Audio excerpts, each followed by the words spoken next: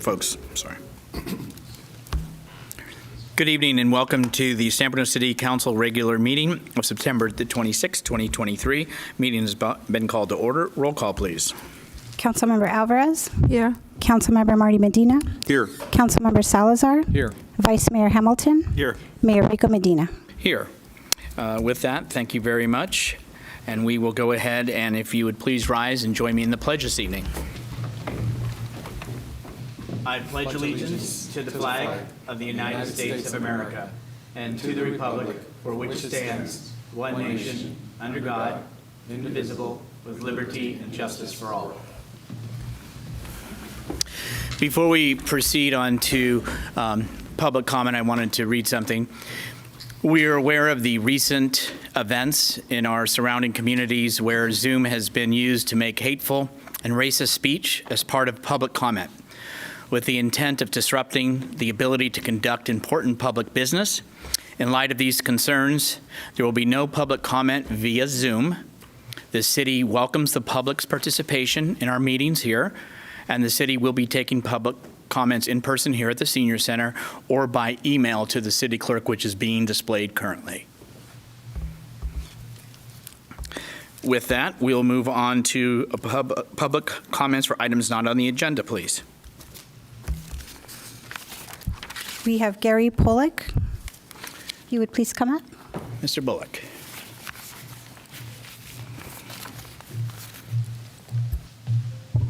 Good evening, and thank you, City Council, for letting us speak. I have two things I want to bring up. Just driving here on Crystal Springs, I don't know if it concerns anybody else, but all this yellow grass beneath all this tinder is scaring the bejesus out of me.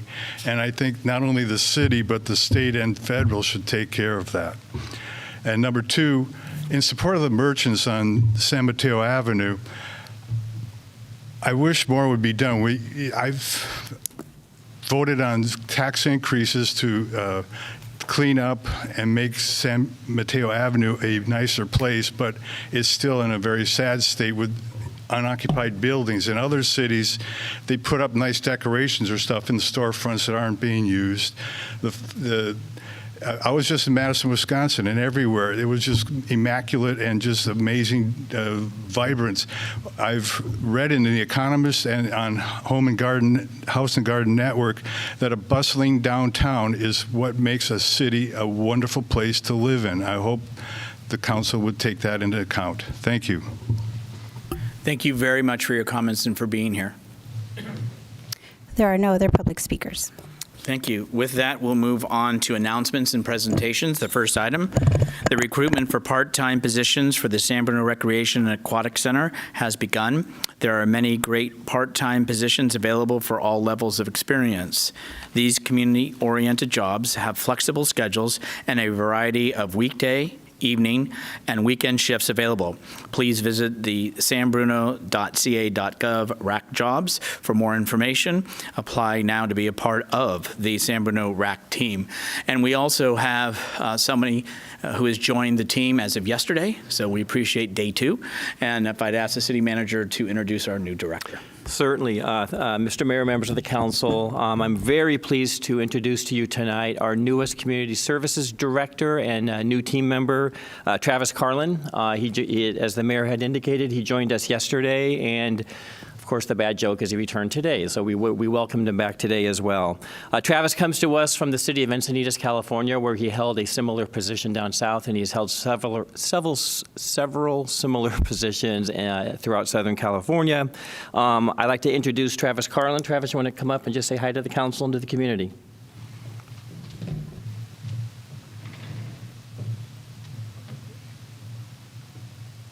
Yep. Just to the podium, please, Travis.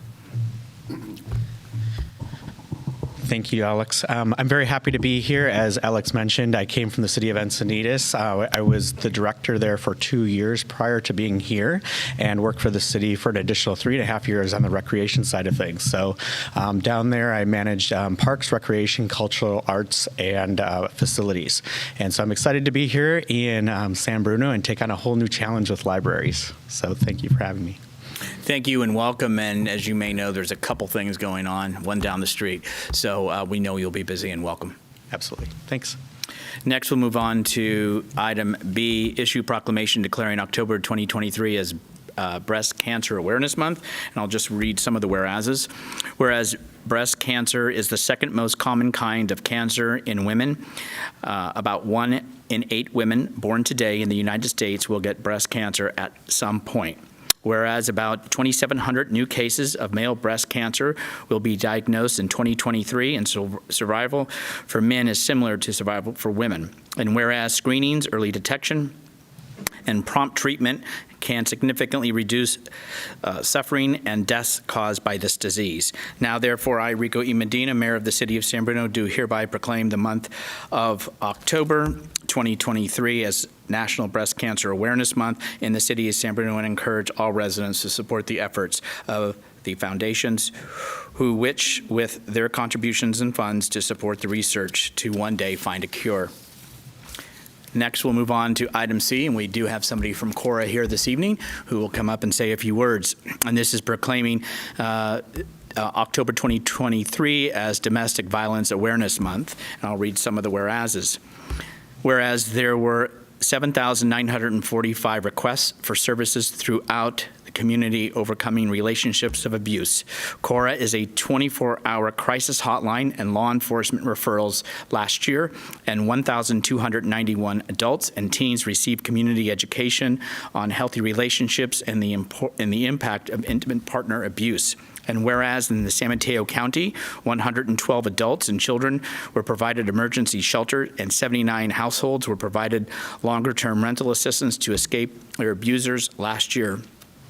And whereas 479 adults and children received therapy to help them with domestic violence related trauma, and Cora fielded 1,973 requests for legal assistance.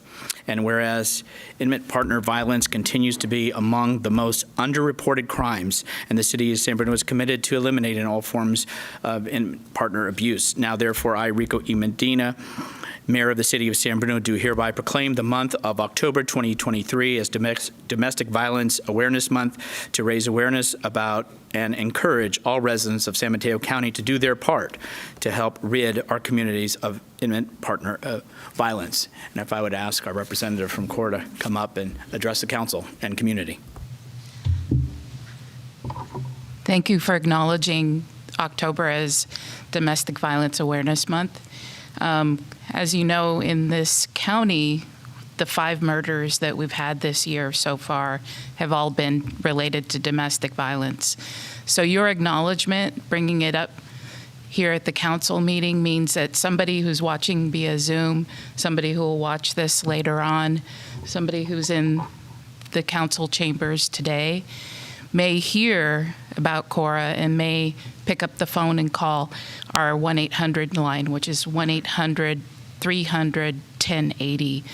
We have folks that are answering the call 24 hours a day, 7 days a week, holidays included. We have the Safe House. We have supportive housing, legal services, mental health services, and then children's services as well. And some of you may have heard about the Speak Up program, which is actually launching into the communities to help our businesses to understand how they can help when they see something that may be concerning. In particular, the city of San Carlos gave birth to that program in response to a murder that happened in broad daylight there last year. And so they wanted something to come of that. And so that's something that we're rolling out to the different cities that are participating. So we thank you for acknowledging this month and look forward to continued partnerships with you and your police department, which is an active participant with Cora. Do you have any questions for me? Or Any questions, colleagues? I do want to say that I did attend in the City of San Mateo Council of Cities, where we did get a tour and had our presentation at Cora. It was my first time getting a tour to see firsthand and understand the legal services, the hotline that is utilized, and one or two of the stories of how it may not happen initially, but that being available and being that resource helped folks and get to the other side of something better than what they are today. And that is thanks to Cora and all of those folks that are there participating and trying to assist where they can. So I want to thank you. And it's one thing to hear about it.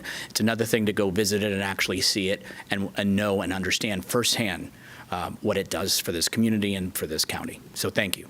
Thank you. Thank you for being there. My pleasure. To the public, are there any, on the items under announcements and presentations, any members of the public that wish to address or say anything on those items of A, B, or C? Seeing none, we'll move on to item 6, consent calendar. All items are considered routine or implemented in earlier council action and may be enacted by one motion. There will be no separate discussion unless requested. There will be one single public comment period for all items in this section unless a council member requests to pull an item for a separate vote. We have items 6A through 6E. Are there any members of the council that want a separate vote on any of those items? Seeing, hearing none, is there any of those items that a council member has a question or comment? Seeing and hearing none, are there any members of the public that wish to speak on consent? I do not have any speaker cards. Okay, with that, I'll bring it back to council for action. Through the chair, I'll make a motion to approve the items on consent. Vice Mayor Hamilton made the motion, seconded by Councilmember Salazar. All those in favor say aye. Aye. All those opposed? Any abstentions? I have a unanimous vote of 5-0 to approve consent. With that, we'll move on to item number 7, conduct of business. Item 7A, consider adoption of a resolution amending resolution number 2008-67 to amend the rules and regulations pertaining to temporary fireworks stands pursuant to San Bruno Municipal Code Section 6.50.060 and introduction of an ordinance amending Section 6.51.020 of the San Bruno Municipal Code to prohibit property owners from allowing illegal fireworks activities on their property. Thank you very much, City Clerk. Chief Johansson. Good evening, Mr. Mayor, members of the council. I am Ryan Johansson, your Chief of Police, coming with a brief presentation this evening on dangerous fireworks resolution ordinance amendments. This is all based upon prior conversations that we have had regarding a couple of different items, so I'll breeze through fairly quickly and hopefully get to any questions or concerns you may have.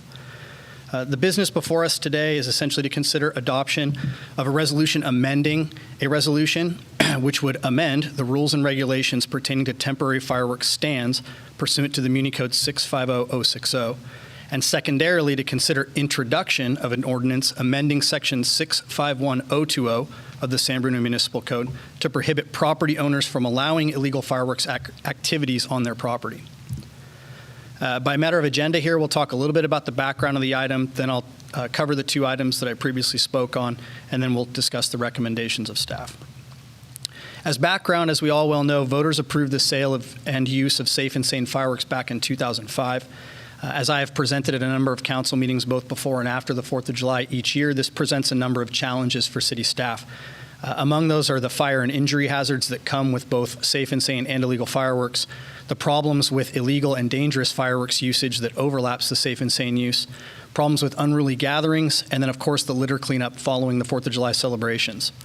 In order to accommodate this, many city departments increased their staffing levels significantly to address these issues. Some of those departments include, of course, police, fire, but also parks and public works. Cost recovery fees pay for most of the added expenses associated with bringing in those extra staff members, and that's pursuant to Resolution 2008-67 from June 24th of 2008. What has conventionally or has been missing from that language is fire suppression and prevention, which is an essential component of our efforts on the 4th of July. As you also well know, possession and use of dangerous fireworks is illegal, not only per the California Health and Safety Code, but per the San Bruno Municipal Code. And we have historically issued $1,000 administrative citations to those who are caught in possession of or using illegal fireworks by the police department. One of the problems I have reported on for many years now is that much of the illegal fireworks use occurs on private property, and conducting enforcement of that activity presents both legal and officer safety challenges.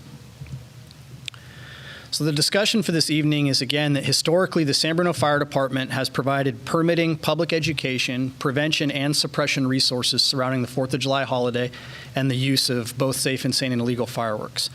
They are an absolutely essential component, obviously, of all those efforts, as was evidenced this past year with their response to multiple fires and their support of police enforcement operations. Section 4 covers allowable uses of the cost recovery fees that come from the sale of safe and sane fireworks. The proposed language we bring to you this evening would add fire prevention and fire suppression to that section, really just aligning with longstanding practice. We're not really changing anything we're doing here other than probably catching something that should have been there all along and was missing, which is to make it clear that those services are essential to our enforcement and should be covered by cost recovery fees. We're not proposing any other amendments other than that. In terms of adding this subsection to 651020 of the Muni Code, this is what we would call a social host ordinance, also something I have reported on to council previously. We really are simply adding a couple of words here that would indicate that if a homeowner or a tenant knew or should have known reasonably that violations of use of illegal fireworks were occurring on their property, it would facilitate the same $1,000 administrative citation to them that someone would get for possessing or using illegal fireworks. This will significantly expand our enforcement capability, something that the community and council has inquired about for many years now. It also will enhance community safety and, very important to me, will enable safer police department operations on the 4th of July. This is because such a social host ordinance will actually allow us to make observations the night of and to issue citations even via mail without needing the confrontation of addressing people in their homes.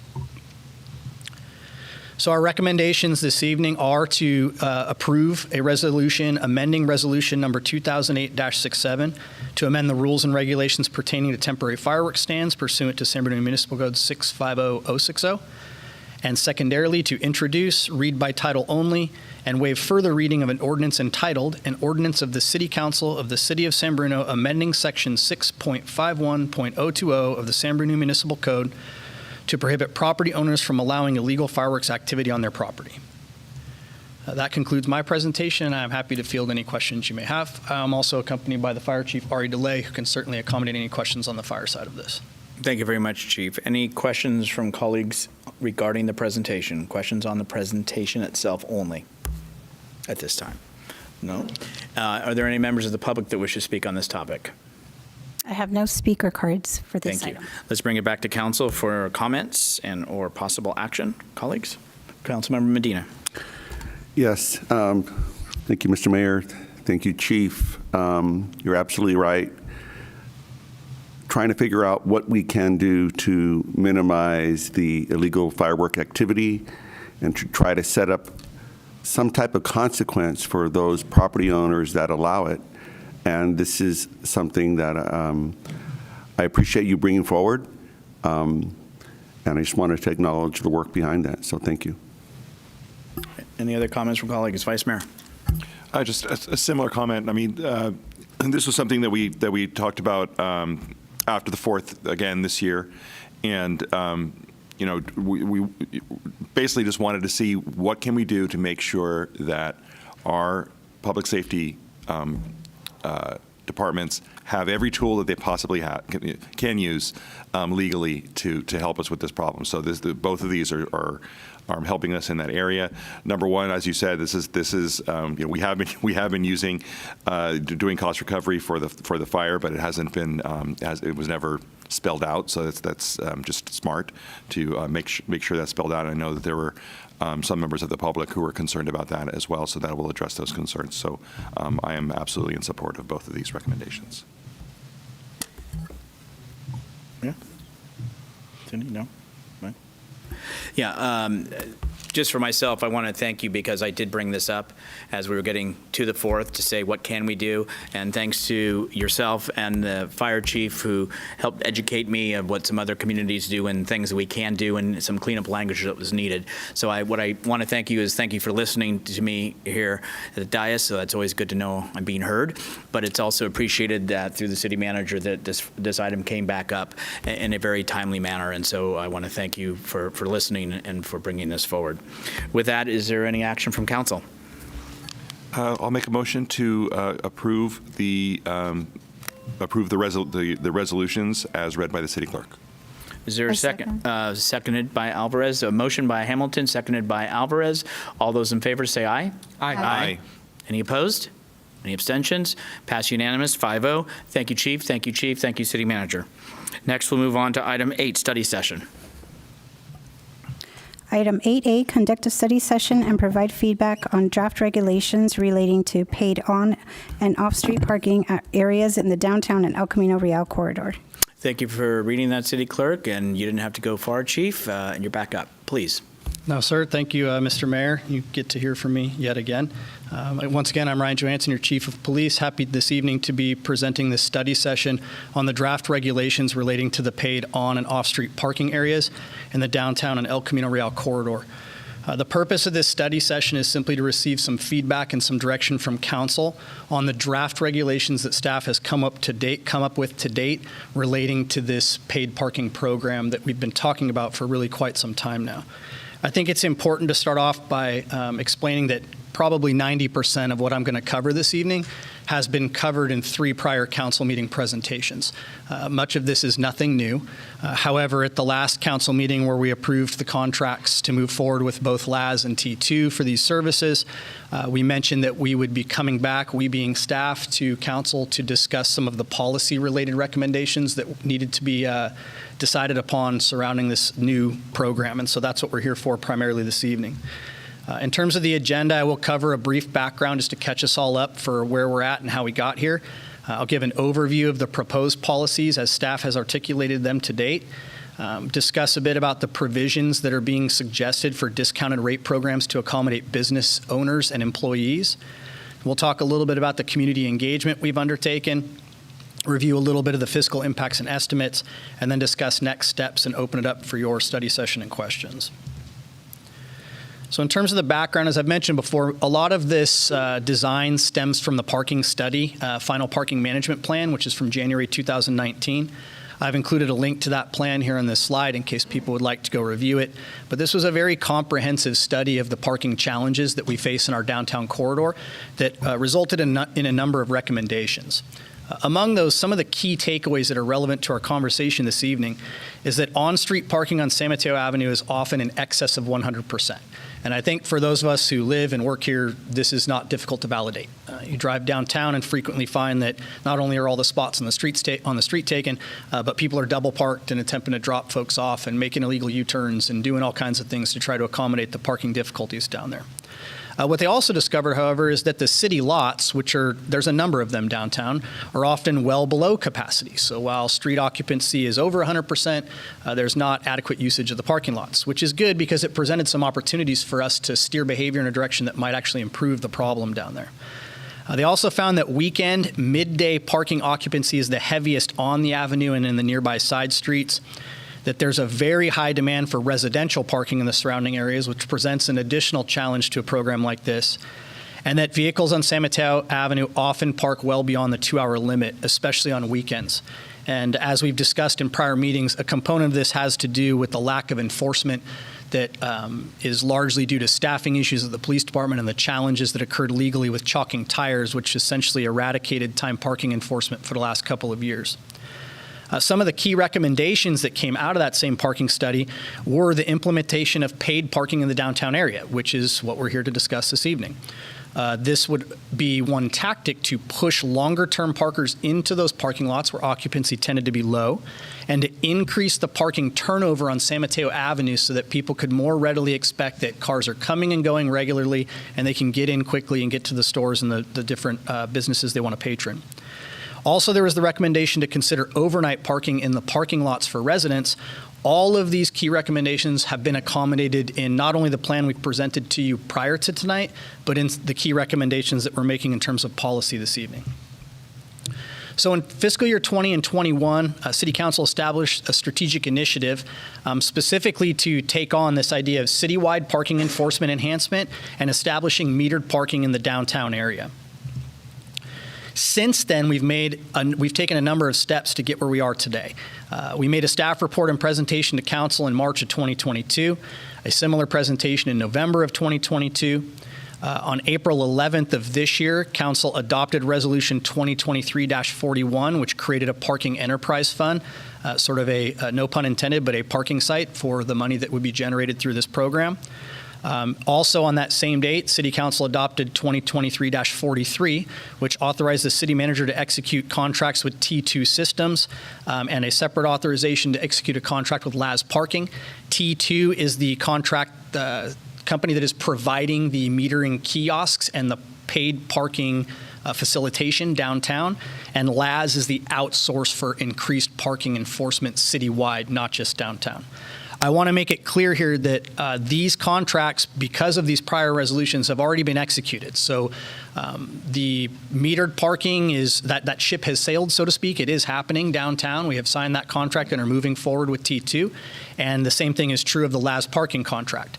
So what we're here to discuss this evening are the policies surrounding how these different programs will be executed, specifically tonight with the metered parking. So just briefly how the T2 kiosks work, because I continue to get questions that indicate that despite prior presentations, I may not have adequately explained this. But essentially, rather than a meter at every parking spot, we are paying by plate to park in a given zone, and doing so either through an application on the phone or through these kiosks that are placed intermittently up and down the streets and at the various parking lots. This allows for much more efficient and effective enforcement. It also, through the bidding process, proved to be notably cheaper than providing meters at individual spaces. It also allows for much faster implementation of this program, which is of interest to make it fiscally sustainable. It allows for variable rate parking, which you're going to hear me speak about a bit later in this presentation, that I think is critical to using metered parking in order to steer parking behavior, which ultimately, as you'll hear momentarily, is our goal here. This does also allow, because it's digital and plate-based, for a number of different programs. We can provide plate-based discount, permit-based parking. Basically, we can use the back-end database to do anything that pertains to a license plate that council might want to consider as part of these policies. Customers can pay via the app. They can pay via cash, credit cards, cash apps, phone payments. Really, pretty much any way you can pay through this system. And the target install completion date remains January of 2024 at this point in time. So at a high level, in terms of the discussion for this evening, why are we doing this? It's important to remember that despite a number of narratives to the contrary, the motivation to do this is quite simple: to improve the downtown experience for businesses, residents, and visitors. Remember that the 2019 survey and study was quite clear that the parking situation in and around downtown is simply untenable and is having a bottom line impact to businesses and residents. How we plan to achieve this is to increase available parking in the downtown area through a paid parking program, which will provide the data and the mechanisms to influence parking behaviors through policy, the data that comes from the kiosks, and the use of variable rate parking to encourage parking in one area versus another. Continuing this high-level discussion, there's approximately 840 spaces that will become paid parking spaces as a result of this program. These are, at this point in time, all the spaces that are currently time-restricted. So they will remain time-restricted. The difference is that they will now require payment in order to park there. It includes spots that are on the street and in the city-owned parking lots throughout that corridor. And we are in need of policies to authorize paid parking in specific locations and to establish a comprehensive set of paid parking policies for on-street parking and off-street parking in city lots. There's a new municipal code ordinance being suggested, a draft of which has been attached to the staff report, a potential amendment to the Muni Code Title VII for vehicles and traffic. There's also a new city council resolution that will be proposed, the draft also attached to the staff report, that adopts specific rate ranges for the costs to park in these zones, and some other regulations like times of enforcement and whatnot. Your authority to do this is under Section 32 and Section 22508 of the California Vehicle Code. This slide shows a metering map that I think is quite illustrative of the area we're talking about and what the parking will look like. The purple areas are what we consider to be the downtown core. The blue is the El Camino Real corridor. The green areas connote downtown city-owned parking lots, and the yellow area is an indication of the City Hall employee parking lot. So the purple and blue areas will be covered by metered parking under this program. They will maintain their 2-hour limit, and that will be enforced under the current proposal from 8 a.m. to 8 p.m. 7 days a week. The downtown parking lots and the City Hall parking lots would also be enforced 7 days a week, but it would terminate at 6 p.m. The aim of this is to allow overnight parking for residents in order to alleviate some of the difficulties with impacted overnight parking on the neighborhood streets. So an overview of the proposed policies. The draft paid parking policies have been developed to accomplish the following purposes and objectives for on and off-street parking in specified locations. We want to establish parking meter areas, required methods of parking, the parking controls, the removal authority or the tow authority for unlawfully parked vehicles, parking space use restrictions, and some other minor regulatory provisions related to the paid parking program. We also need to establish the ability of the City Council to adopt a resolution establishing a range of meter rates, days and hours of paid parking enforcement, time limits, and methodology for periodic adjustment of parking meter rates for designated paid parking areas. And finally, we need to formally establish the City Hall employee parking lot as a public parking lot during non-business hours. Adjustable parking meter rates will allow us to optimize management and the use and occupancy of the available spaces, which is why we'll be suggesting a range rather than a set rate this evening. The target occupancy rate, and this is sort of an important number to remember because it drives the policies here, is 85%. And this is per that 2019 study, which said that we should be striving for an 85% occupancy rate. That occupancy rate would provide a turnover of parking that is typically sufficient to allow people to easily find parking when they want to patron specific businesses. And we focus on doing that by driving, again, traffic off the street and into the lots. Excuse me. The parking rates are proposed to be set at an amount between a minimum and a maximum with the constant goal of achieving that 85% occupancy rate. So this program will allow us to have real data that we've never had before via the metering of where people park, when they park there, how long they park there, how soon they turn over.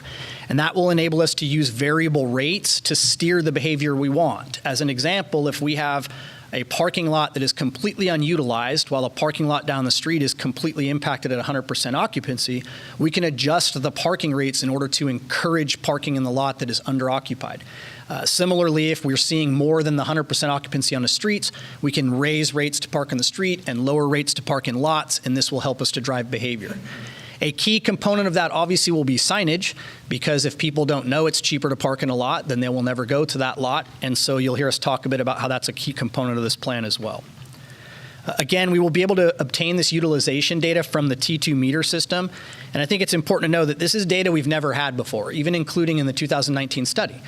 Those studies are done by conducting minimal observations and coming to conclusions and making recommendations. And with this system, we'll be actually able to go in and see what's really happening with parking. I want to make it clear that this performance pricing-based model is used successfully in a number of different jurisdictions. The recommendation we'll be making this evening would be that the rate adjusting would be at my discretion as the chief of police or my designee, but it would be within established limits that are approved by council. So this table shows what the current proposed on-street parking rates would be. The minimum rate per hour of the on-street parking is suggested to be at $1 per hour, the maximum at $3 per hour. The same would be true on Zone 2, which is El Camino Real. Again, the days of enforcement would be Monday through Sunday or 7 days a week from 8 a.m. until 8 p.m. All of these would be governed by a 2-hour maximum, except for approved short-term spaces that may be for your 24-minute or your loading zones and things that will not change along those lines. The proposed off-street parking lot rates would be between 50 cents and $3 per hour. Again, the idea would be to start lower here to encourage more parking in the lots, but to still provide the flexibility of range to adjust these over time in order to steer the type of parking behavior that we want to see. This would also be enforced 7 days a week, but from 8 a.m. to 6 p.m., again allowing for free parking from 6 p.m. to 8 a.m. for residents in the area who are currently struggling to find enough parking on the street. These would be limited to 10 hours. All of the city lots would move to a 10-hour maximum. Another key item for discussion this evening is provisions for discounted rates for downtown businesses. Obviously, there could be a significant burden to having only paid parking available in the immediate area for our many business owners in the downtown corridor that are impacted by this, many of whom are owning and operating businesses and also have a number of employees. We all know that it's been exceedingly difficult to attract and retain good talent in the last few years, and there is certainly a consideration here to be discussed as to how this could make it even more difficult on those businesses. This is a little bit difficult because at the end of the day, if we provide free or discounted parking to hundreds or thousands of people, then it could significantly impact the financial viability of this program and also could impact the effectiveness of the program in that it could further limit available parking. So at this point in time, the recommendation of staff would be to provide a maximum of 2 vehicles per downtown business, which would be determined per physical address. That they would be eligible for up to a 100% discount on meter rates in the off-street parking lots. So not to park on the street, but in the off-street lots. And they would do this through a discounted rate program through the police department. So business owners would be able to apply, demonstrate that this particular license plate belongs to either them as the owner or a manager or an employee for whom they would like to have participate in the program. And the enforcement database that sits in the background here would ensure that those license plates do not receive citations if they're parked without paying in the zones. As we mentioned before, all the enforcement under this program is done by automated license plate readers, and so as long as the license plate is in the system as permitted, it would never queue up a citation. Again, key to know here, this would not include on-street but only off-street parking. And this would be limited to downtown business employees and owners. Again, I think we make the distinction here of per physical address because of the fact that if you operate a business in San Bruno but don't actually have a physical brick and mortar location downtown, then this parking program obviously has less burden on you than those who are having to get themselves and employees down there. So we want to make sure that we're focusing on those who have actual brick and mortar locations downtown. Again, this will all be based on license plates and application through the police department. A little bit about engagement. The city staff, led by the police department, has held 3 different meetings with the downtown businesses specifically to discuss this program. The first meeting was a long time ago now. As you all know, this has been a long time in the works. And it was mostly focused before any of this had manifested into anything palpable to discuss what this might look like and what some of their asks might be. And right out of the gate, I can tell you, because I held that meeting, that the very first input item was, what are we going to do about ourselves and our employees to park down here when we're working? Gosh, if you're a small business owner, many of them I'm sure are working 15, 16, 18-hour days. And the idea of having to pay to park all day is a significant hit to their bottom line. The second meeting shared potential responses to that feedback after we began presenting solutions to council. The most recent meeting, I guess technically the most recent public meeting occurred on August 10th. And at that meeting, I essentially shared the same policy recommendations that I'm sharing with you this evening and received some feedback, some of which I'll share with you now. Again, that 2 permits per business might not be sufficient. That's probably putting it gently. For some businesses, they were very clear it's not sufficient. For others, maybe more so, but it was clear that this is a significant issue for them. They also reiterated the critical importance of signage, and not just any signage, but signage that can consider the possibility of conveying real-time pricing and availability information. I'm sure that we've seen these before where you drive through a downtown area and it tells you lot A has 22 vacant spots and lot B has 30 vacant spots. Maybe even ones that can tell you about variable pricing so you can quickly identify the cheapest places to park, which would allow us to leverage that to steer behavior. But also an interest in making sure we choose signage that beautifies and improves the downtown area. It's a unique opportunity for us to accomplish both, and they expressed that that was important to them.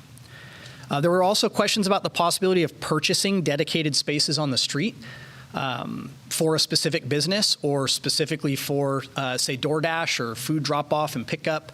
Those types of things were things they wanted to see considered. The possibility of additional short-term parking, which is actually a separate policy matter that I know will be coming to you guys before long. An intriguing concept of monthly and or yearly permits, both potentially for business owners and employees, but potentially also for customers.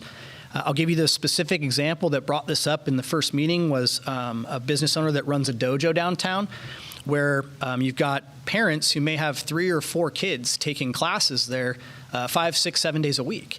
And those parents, and I know having raised my kids in that exact environment, you may be spending 4 or 5 hours there a night after school every single day. And the idea of coming up with something to accommodate them that was better than paying the full parking rate given their level of patronage downtown and the fact that those are great customers for our downtown, because when I took my kids to swim lessons, I bought coffee and pastries and did all the other things we want people to do downtown. And that was something I had not thought about and had not been mentioned to council previously, but I think would merit some discussion. There also is a very strong desire for strict double parking enforcement, which is really not a policy issue for you. That is more of a slight on the police department and our failure to do so, which I will fully acknowledge and own. But nonetheless, I thought it was worth mentioning to you that there's a deep concern from the business community about the double parking.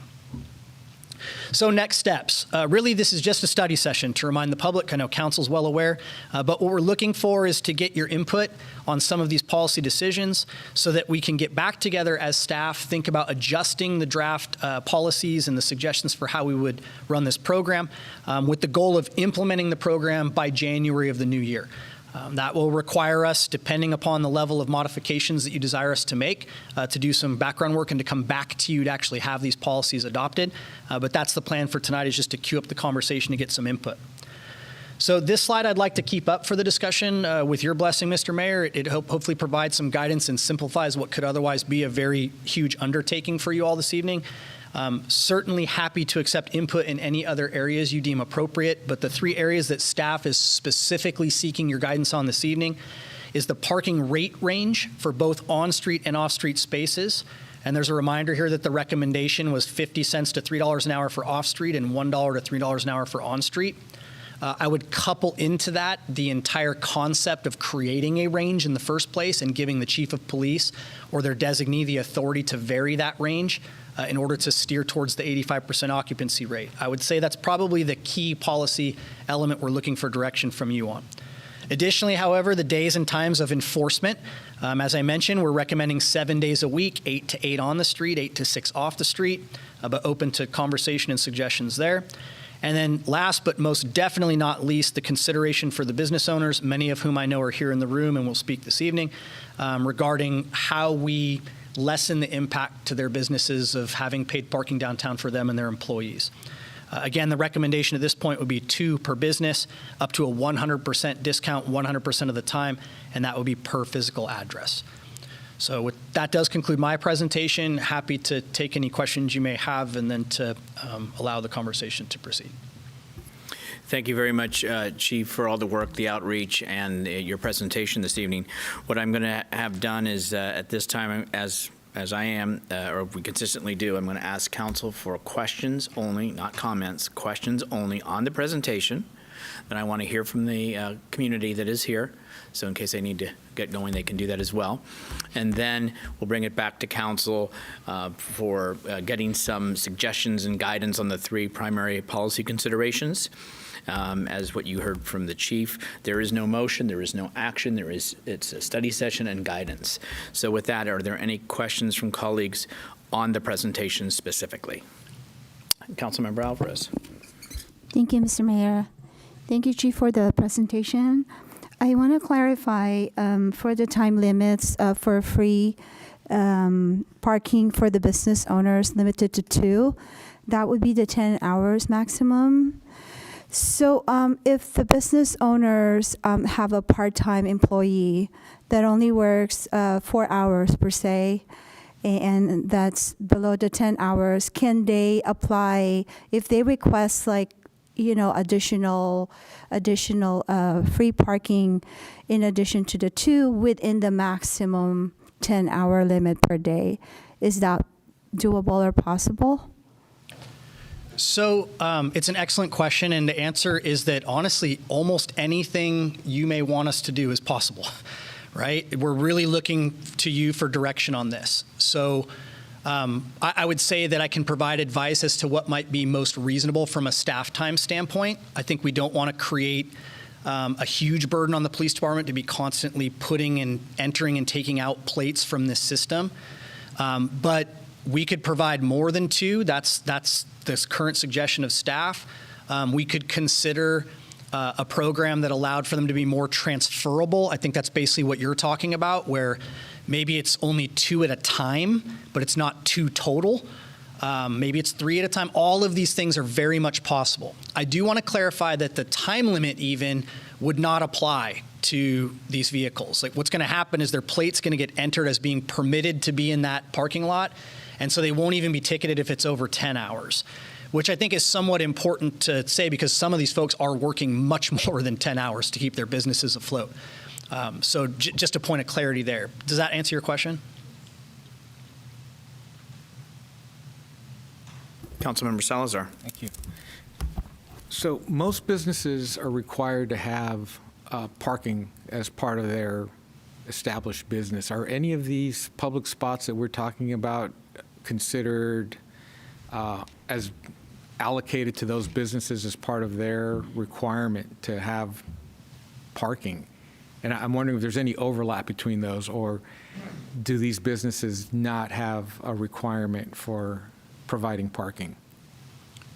Also an excellent question, and one, to be frank, I don't know the answer to. Perhaps the Assistant City Manager knows? City Manager Hold Darcy on. Smith. So hold on. Oh. So we'll go okay if we're going to go. We'll pass that over to our Assistant City Manager, and if that's okay with you, Chief. Yes. Yeah, quick answer. So you're correct that the zoning code typically requires on-site parking. So that would be different than public parking. It would be on-site. However, in a central business district like the downtown, the way that was originally developed, there are a lot of properties that do not have on-site parking. That's just the nature of a dense downtown. Some do, majority don't. And so they do not have any rights to the city's public parking. That's a different type of public parking lot that is under our control, and they don't have any rights to use those. Okay. That's at our discretion. Okay. And I vaguely remember some discussion about when we were talking specifically about Aperture and how we would handle parking for their commercial allocation, that we could consider some of the public lots as available parking to support their business plan. That didn't move forward, but that's why I was just wondering if maybe some portion of those were, I don't know, allocated or not. But it Not doesn't sound officially. like- Okay, not officially. Yeah. And Okay. I think the conversation with the Aperture was that there were surveys of the city lots and there was available parking that they could use, but they would be treated like, or their customers, I should say, would be treated just like any other members of the public. Okay. All right. And Chief, back to you. At 2 spaces per business, how many businesses do we have down there that would qualify, and how many total spaces are we talking about?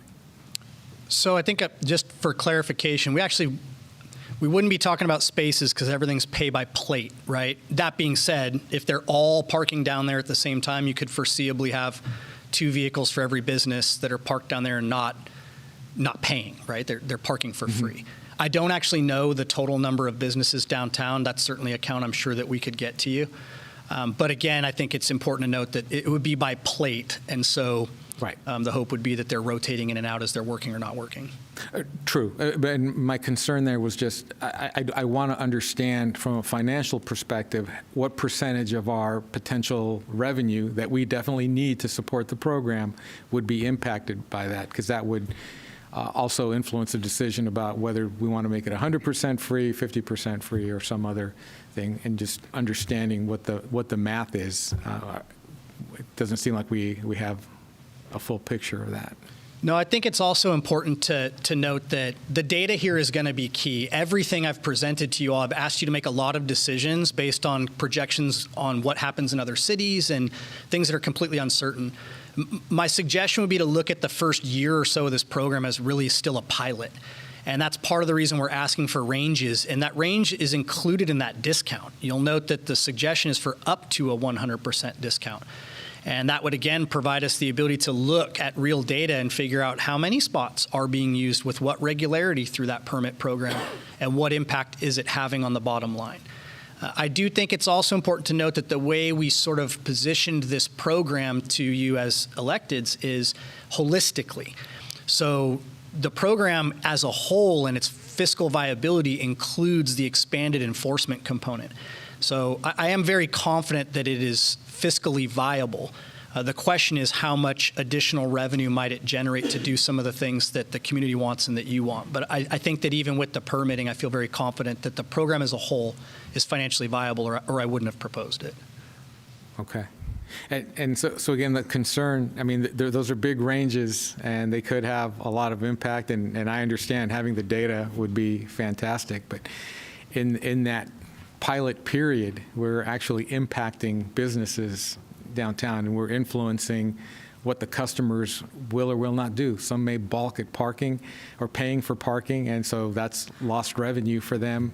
It has a real impact on their employees and on the owners themselves, and so I'm a little nervous about saying let's make it an experiment, because the impacts will be very real for them, and so I really feel like we need to have a little bit more data right now in terms of, say if we pick this number, say, what do our projections look like, and factoring everything in, having a better understanding of, what that real impact is, before we throw it out there, because I understand you need some flexibility and you want to be able to respond, but I mean, I don't feel comfortable that response will come quick enough. And if we flip the switch on January 1st and all of a sudden nobody's downtown, how fast do we turn that off, and what do we turn it back to change it? And, how long is too long before you cause permanent damage? So, I had concerns about the meters because of that. I don't know that, when the businesses are already, in some cases, struggling or recovering, do we want to upset the balance of something that's so fragile? So, for myself, I'd like to see some models that sort of project what each of those scenarios would do, rather than just throwing out ranges and hoping that our first guess is a good one. Yeah, I mean, all fair suggestions. I think for the only comments I would have is that, to answer your question about how fast you can adjust, the beauty of this system is you can adjust in 30 seconds. So if we have a dire situation downtown, which I would not anticipate, we can literally go in 30 seconds and change what the parking rates are. It's very flexible. I'll also say that the study, as we presented to you guys in the past, that we have done indicates that despite the common fear that creating paid parking will cause people not to come to an area and patron businesses, that does not bore out in any other city where they've implemented these programs. And in fact, the 2019 study made it pretty clear from the surveys that the number one hindrance to people locally choosing to go downtown to shop was the impacted parking and the lack of available parking. And so the aim here is to correct that problem. Nonetheless, your comments are well-founded. I don't know that we would be capable of generating figures that would be exact enough without a pilot, without actually doing this in real time to assuage your concerns.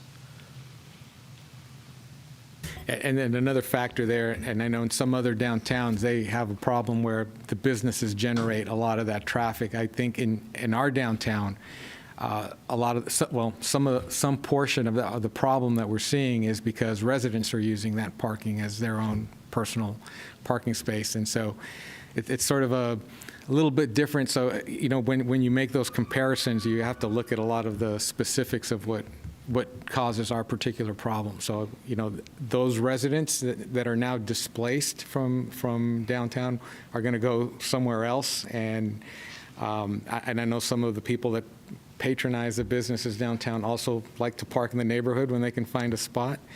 And so there's going to be some shuffling that happens in people's routine and how they do things that could have unintended consequences. So all concerns that I have. Vice Mayor. Thank you for the presentation, Chief, and for all there's been a ton of work on this over many years to bring us to tonight.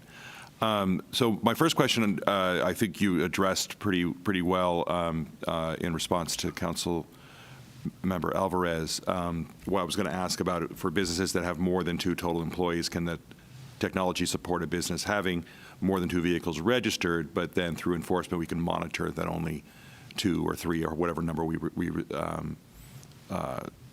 settle on be allowed concurrently? But it sounded like the answer to that was yes. My understanding is that's a capability of the back-end system, yes. So I mean, I would imagine, enforcement of that would be difficult. It might be something that we would have to do at subsequently, like after looking at the data, we can see that business X, routinely has, 6 cars, 6 registered cars there concurrently, and then we would have to approach them. Because I don't think anything could happen in real time. Yeah, that's also a good question. So it could happen in real time, and that is sort of, to me, the challenge of this type of enforcement model. So the way it would work at face value in the system is that the first 2 license plates are going to show up in the system as permitted as the enforcement vehicle is driving through the parking lots. Right. And when it comes across the third's going to get a ticket. And maybe the third isn't the one that should get the ticket. Maybe the third is the one that's not supposed to be parked there, right? Exactly. So if this is a policy consideration you would like for staff to look into more deeply, I think that would be the most appropriate direction for you to give us tonight. I know that the physical capability is there, the technical capability is there, but it could bring in other issues we haven't previously thought about.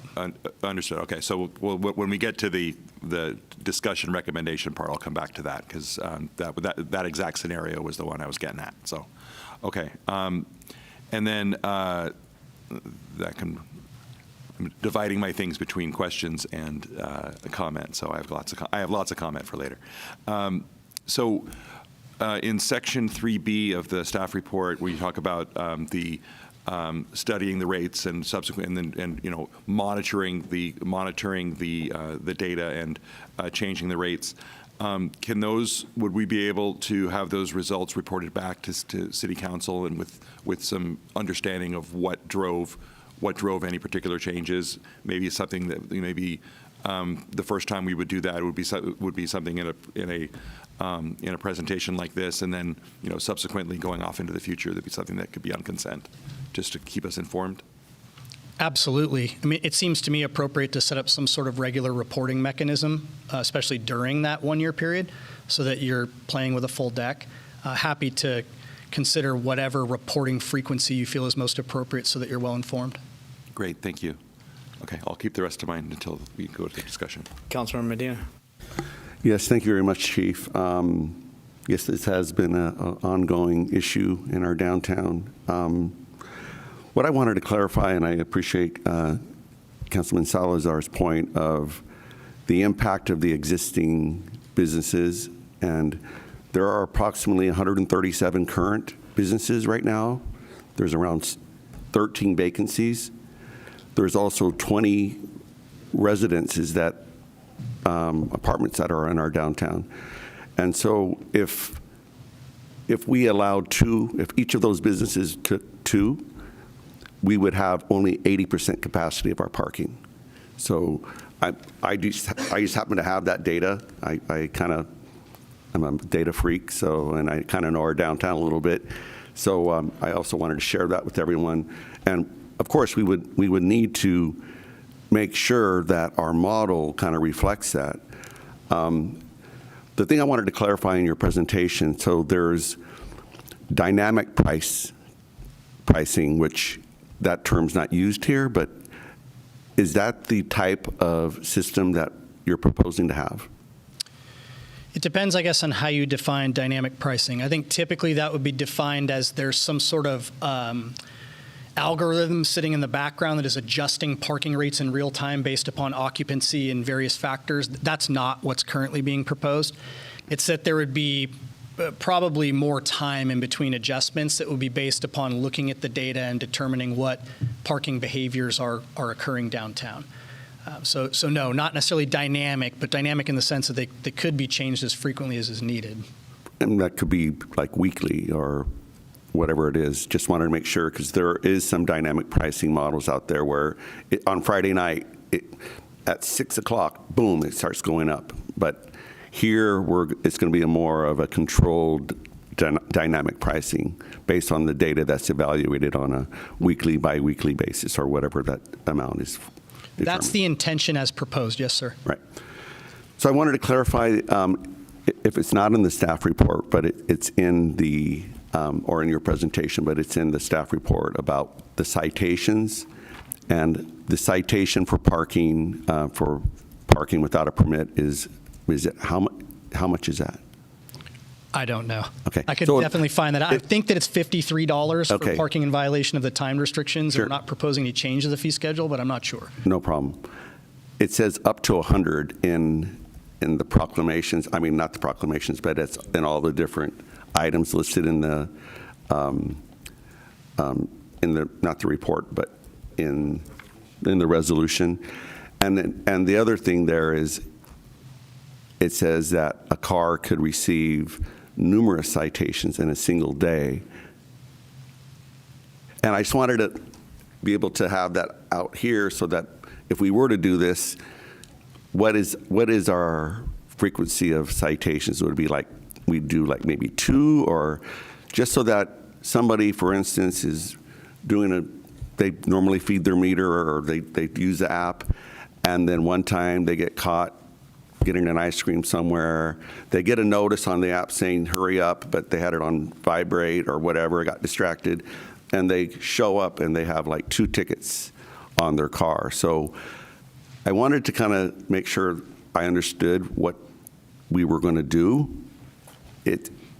And so I'm just leaving that with you now. Like, I'm hoping that we would have some gradual kind of, as everybody's learning the system, and a more forgiving and kind parking enforcement, if I can say that. So just your thoughts on that, because it's not in the presentation, and I just wanted to share with everyone, like, so what's going to happen? Yeah, so personally, and that matters because I am the chief of police, right? I am super against the idea of issuing multiple tickets in a single day for the same violation. And Laz will be taking direction directly from me as the chief of police, and the direction will be that they're not to do that. If you park and your meter expires, driving by there and putting multiple tickets in the windshield is not the kind of city we are or the kind of department we are, and it wouldn't happen. I think the reason that language is there is because the only mechanism they'll really have to confirm that in most cases is the ticket on the windshield. So if you've got the person who comes out, removes the ticket from the windshield, tears it up, throws it on the ground, puts it in their pocket, walks away, whatever, it is possible they could receive another ticket. But in practice, it will be quite clear that ticketed vehicles, you've done your enforcement, you've sent your message, and we're done. Now, the next day could be a whole other story. I will say that, right? If you stay parked there overnight downtown and now a new day comes, it is entirely likely a second ticket would be issued. Understood. And I'm more understanding of that. Just wanted to make sure we're all on the same page. So this is going to be a little interesting, Mr. Mayor, because it's not in the presentation what my question's about, but it's something that was listed in our parking management plan. And what goes hand in hand is we have at least 100 residents that are adjacent to our downtown of buildings on the 5 various streets that are around. And in the parking management plan, there was a discussion of requiring residential parking permits to go hand in hand, where when you put parking meters downtown, that you go ahead and provide a parking permit program to kind of provide a little bit more insurance that somebody that lives there has an additional chance to get a place to park. So I haven't yet heard that we're kind of, maybe the guidance that I'm asking is that we go ahead and make sure that staff take a look at that and implement that in the next months, or is that something, just wanted to share, what do you think about how we're going to do that? So there's probably 2 different answers I can give to that question. The first would be related to the policy questions before you this evening, and the other probably is a topic for another day, to be quite frank. If we're talking about permitting as it would relate to residents being able to utilize, for example, the lots after hours and ensuring that there are residents using those lots, this system allows for us to do that by license plate quite easily. So if that's the question or the ask, no problem. However, I think the real question is, okay, so you start metered parking, and traditionally that will have an impact where it will push people who do not want to pay out into the neighborhoods just beyond the metered parking areas. And so a lot of jurisdictions will establish permit parking in those neighborhoods to prevent people from doing exactly that. And that conversation, I do think, would be a separate conversation because it would involve discussion of changing existing city policy regarding the residential parking permit program. If we wanted to set some parameters where there were different burdens for establishing that program in certain areas that were impacted by this paid parking, for example, it seems like a worthwhile conversation, but probably one that pertains more to that policy than this one. Right, understood. And I'm speculating that from our audience, it's primarily business owners, and we need to be aware of our residents who live next to where these parking meters are. And so I'd be extremely cautious of moving forward without addressing that problem. I think those are my questions for now, and thank you very much. Thank you. I'm fine with the questions for now. I think they've been covered, and some are pertaining to a future meeting, clearly. So we have some asks, but what I do want to do is I want to turn it over, Chief and City Clerk, to call up our speakers because you're here, and in case you do need to get home or have a travel, I want to make sure you're able to be heard. And if you need to depart, totally understand why, but I'd like to turn it over to our public, please. The first three speakers are Nancy Foreman, Rebecca Malono, and Peter Johnson.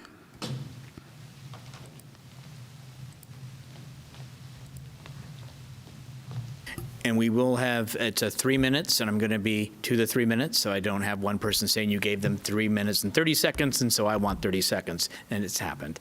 So if you be mindful that there is a clock that you can see on the screen, and that will help give you a reminder. So thank you very much. Ms. Foreman. Hi, thank you for allowing me to speak. I'm going to bring up what I brought up at the very first meeting that was at Atlas Pizza a couple years ago.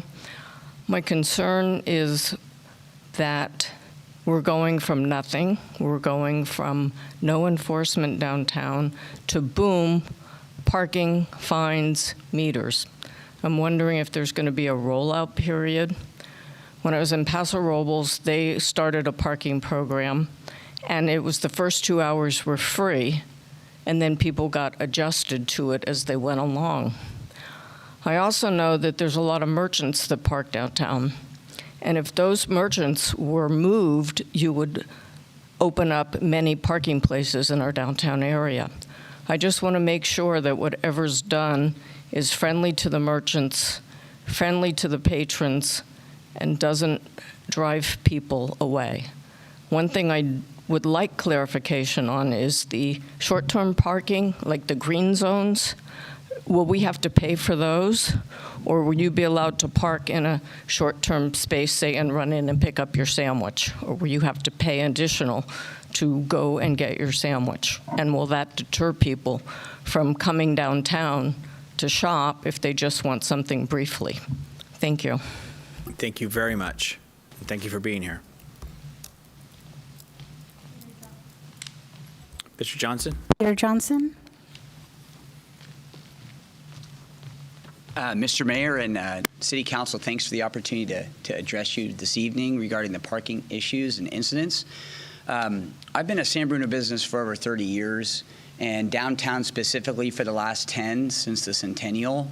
And a big reason why we moved our business downtown was obviously to coincide with the centennial and all the revitalization that was supposed to happen downtown. When we talk about a paid parking program initiative to begin, obviously the bottom line or a key thing that's really important is where's all the revenue going to go specifically from the program? So my question was giving local businesses a voice for where that revenue is allocated and how it can be used to kind of revitalize the downtown area. Since like reopening after the pandemic, there's just been a lot of transient population in the downtown area. It's very common to have to walk by human feces and just junk and trash that's just left. I use the lines that are given for graffiti and for dumping, but that's a really big component, I think, that would help revitalize the downtown. I think that San Bruno has called itself the city with the heart, and I agree with one of the previous speakers that said, a vibrant downtown really does, it's like the heartbeat of the city. And so the opportunity to have some of that revenue allocated to fix up the downtown, its facilities, its cleanliness, the sidewalks, landscaping, lighting for safety issues, but also just for, a well-lit place is a friendlier place. One of the local businesses came out of pocket when my neighbor next door, she came out of pocket just to fix up the landscaping in front. She didn't have to do that. And I think that shouldn't be, in addition to all the challenges that small businesses face, funding it out of our private, funds just to make it look nice in front of our business. I don't think that's necessary. I think that should be. There's a lot of other merchants that want to speak, so I just am really thankful for the opportunity to be here at the meeting. That's one of my biggest concerns, is that the downtown businesses can have a voice with where that revenue goes, so it can obviously improve not only downtown, its business, its commerce, but the feel of it. A lot of people in my family too, we go to downtown Burlingame instead of downtown San Bruno and a lot of the other local towns. So my thought process would be to try to do something that's a lot more inviting. It is a city with a heart, and that should really draw people down there as well. So thank you for the time. Thank you for your comments, and thank you for being here. Next speaker, please. Rebecca Milano.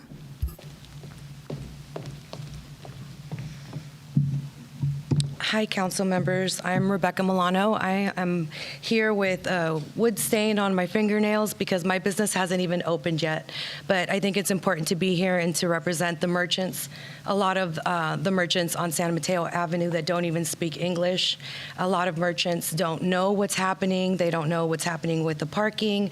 They don't know what's happening with the local government. So as I shared in the last city council meeting 2 weeks ago, my first ask would be for increased communication from our local government in regards to these issues. It's a little bit concerning. Thank you, Chief Johansson. I've personally now heard his presentation 3 different times.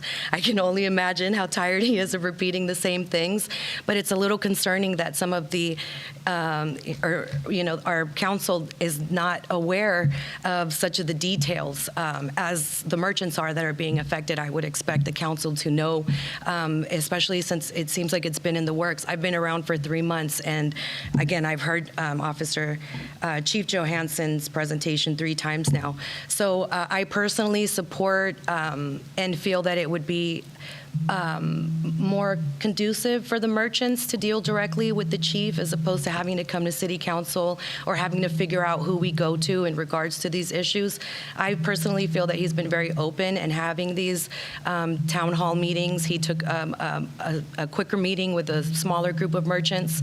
So I think the communication is starting to open up, and I personally appreciate that.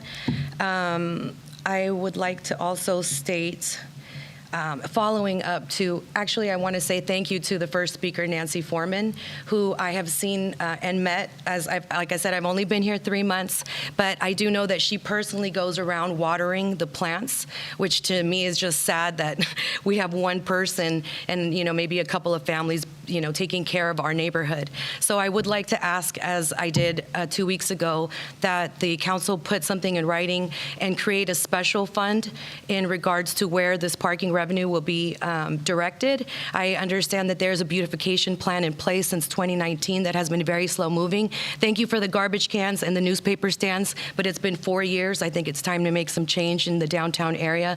That's been highly neglected. So in behalf of myself, who would like to be here for a while, I'm really looking forward to the council committing those funds directly to the downtown area. I understand that there has to be a certain amount of that goes into the general fund and maybe into the special parking fund, but I would like to say, I would say the majority of those funds go into the special fund specifically for the beautification project in the downtown area. The place has been very neglected, and I think it's time. Thank you. Thank you very much for your comments, and thank you for being here. Next speaker, please. Next 3 speakers are Sedana Traxter, Jemalee Texan, and Christina of First Impression. Hi, council members. My name is Sedana Traxler. I am a business owner over at Twice as Nice Bay Area. in downtown San Bruno. And I wanted to say thank you to those council members who have reached out to us merchants in downtown after speaking at the last meeting. We appreciate you checking in and listening to our needs. We are here tonight with an ongoing request for parking meter funds. The funds have not been allocated, and other cities who have strategically planned for their downtowns have proven successful. Today, take Chico and Old Town Pasadena, one of today's most popular towns in California, who have made a decision to put meters in and reinvest those meter dollars back into their downtown. We can have the same success with enough foresight. Until the city creates a business district, the downtown merchants that span the triangle from El Camino Real, San Mateo Ave to San Bruno Ave, and back down to El Camino Ave, and all the parking lots inside, request that the funds be directly allocated to our downtown. This could be expanded at a later time when a business district is created. In the meantime, there are more than enough needs in our downtown triangle, and we look for this council's support, staff support, and further conversation prioritizing the San Bruno's downtown. You have the merchants, you have the strategic plan, we just need the funds. With parking meters coming as soon as January, a decision to allocate a percentage of the revenue to downtown could have an immediate and positive impact for years to come. This is not about control for us. This is about finally giving downtown a chance to grow and prosper, and to committing in writing to investing in the beautification of downtown San Bruno. This is a way to make the community's lives better and making downtown a destination. Thank you for your time. Thank you very much for your comments, and thank you for being here. Next speaker, Jemalee Texan. Good evening, Honorable Mayor Rico Medina, members of the council, city manager, chief of police. We, as the merchants of San Bruno, have formally organized and are here today to share our proposal for the downtown parking management program. The glaring lack of parking is driving potential customers, visitors, and potential employees to go somewhere else. These small businesses are the backbone of our community, and we want nothing more than to see them succeed and flourish. We understand the capital for kick-starting the downtown beautification will need to come from somewhere. So we merchants are proposing using funds from deprioritizing non-critical city projects to start the beautification of downtown in exchange. Utilize meter revenue to fund or pay back projects that were deprioritized and continue to utilize the meter revenue to pay for beautification. I understand that it takes money to make money. I support the chief of police orders of having this meter to improve parking downtown. I myself have problems looking for parking. In our business, the salon business, our customer sits for sometimes between 4 to 6 hours. So we understand that this is not a one-size-fits-all. There are some businesses that can have customers in an hour and they're gone. It is frustrating. I've only been here for about a year and a half, and I see no progress in trying to lure people downtown.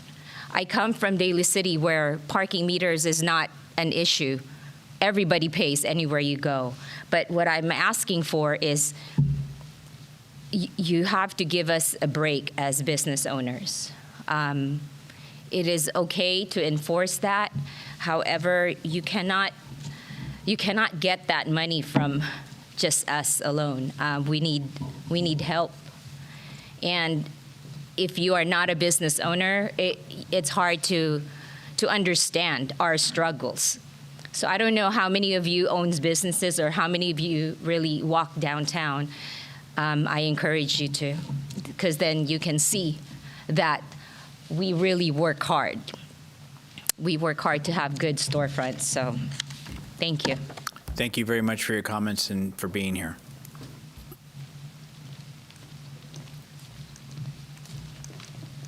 Council, Chief, I want to say that I have been, my name is Christina, and I'm one of the owners at First Impression. I have been on the street for 35 years.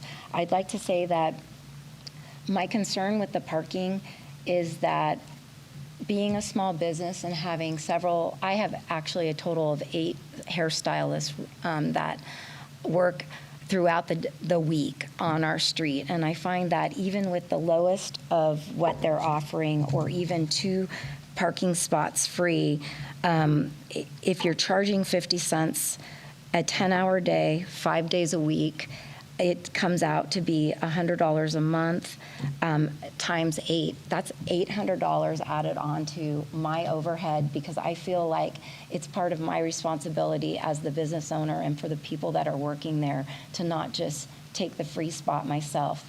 It would be nice to be able to have some kind of, and I'm looking forward to working with the chief and having some kind of, because not everyone is there all the time, they do rotate in and out. To have just 2 license plates to our business alone doesn't seem quite fair. It would be nice to be able to rotate and keep track of us and see if there's something we can do to find a happy medium. But otherwise, I feel like to put that on top of what our expenses are at this time, I mean, we've made it through the pandemic. We've had increased costs all the way around. We see it in what we pay for our garbage being switched. Sewer is going to be switched next year. All these prices have gone up for us. And then products and getting people coming back to our salon who got very used to not coming in. It's a concern.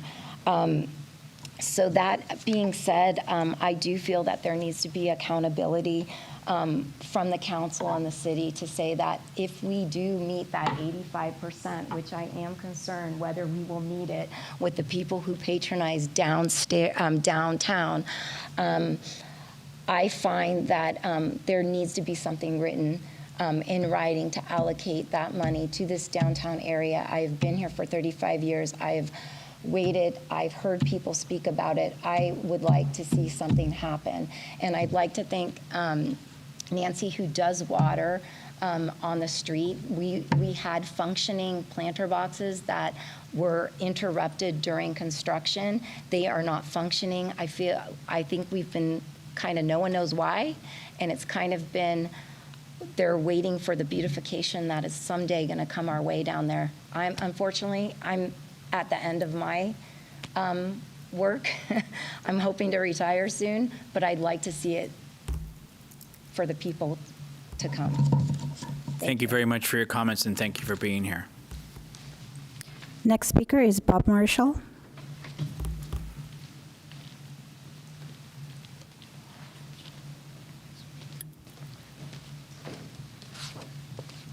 Council, thank you for having us. A lot of my questions have already been answered from the staff, from the council upstairs. I want to introduce myself again. I'm Bob Marshall. I'm a 3rd generation San Bruno. I've only lived here for 62 years. I'm a partner in 2 businesses in town. My real estate office opened in 1959, and my wife's beauty shop opened around 1985. In reviewing tonight's staff report, there was a lot of questions and a lot of comments.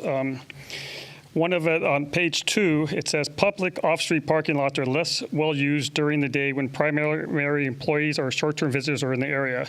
I agree with that. So why are we going to start charging in those lots? Why don't we encourage those lots? Why don't we start charging on the street, and then if we need to, move into the lots? Right now, an average employee works about 8 hours, 21 days a month at 50 cents That's, as Christina said, that's $84 a month or $1,000 a year. At the $3 rate, it's $504 a month or $6,000 a year. So for our shop with the 6 extra employees, that is over $36,000 a year that we would have to assist with our employees. So when you're doing a budget of between 50 cents and $3, I've been in business a long time, and if I brought a budget to one of my clients, it's going to cost between 50 cents and $3, I'd be out of business. I mean, it's a laugh. The other question I have is on the map, you have the City Hall employee lot listed. Are you going to charge the City Hall employees to park there? They are employees of San Bruno too. Why would our employees have to pay and not city employees? It is a city lot. It's not a private lot. On page 5, you have the proposal for the discounted rate for downtown businesses at $2 per business. With license plate readers, that's going to be impossible. My own personal experience, I have 3 cars. Christina, my partner, has at least 3 cars. Sometimes my wife drives my Fiat, sometimes she drives my truck, sometimes she drives her car. So if we only have, 1 car to drive, one license plate, we can only drive 1 car.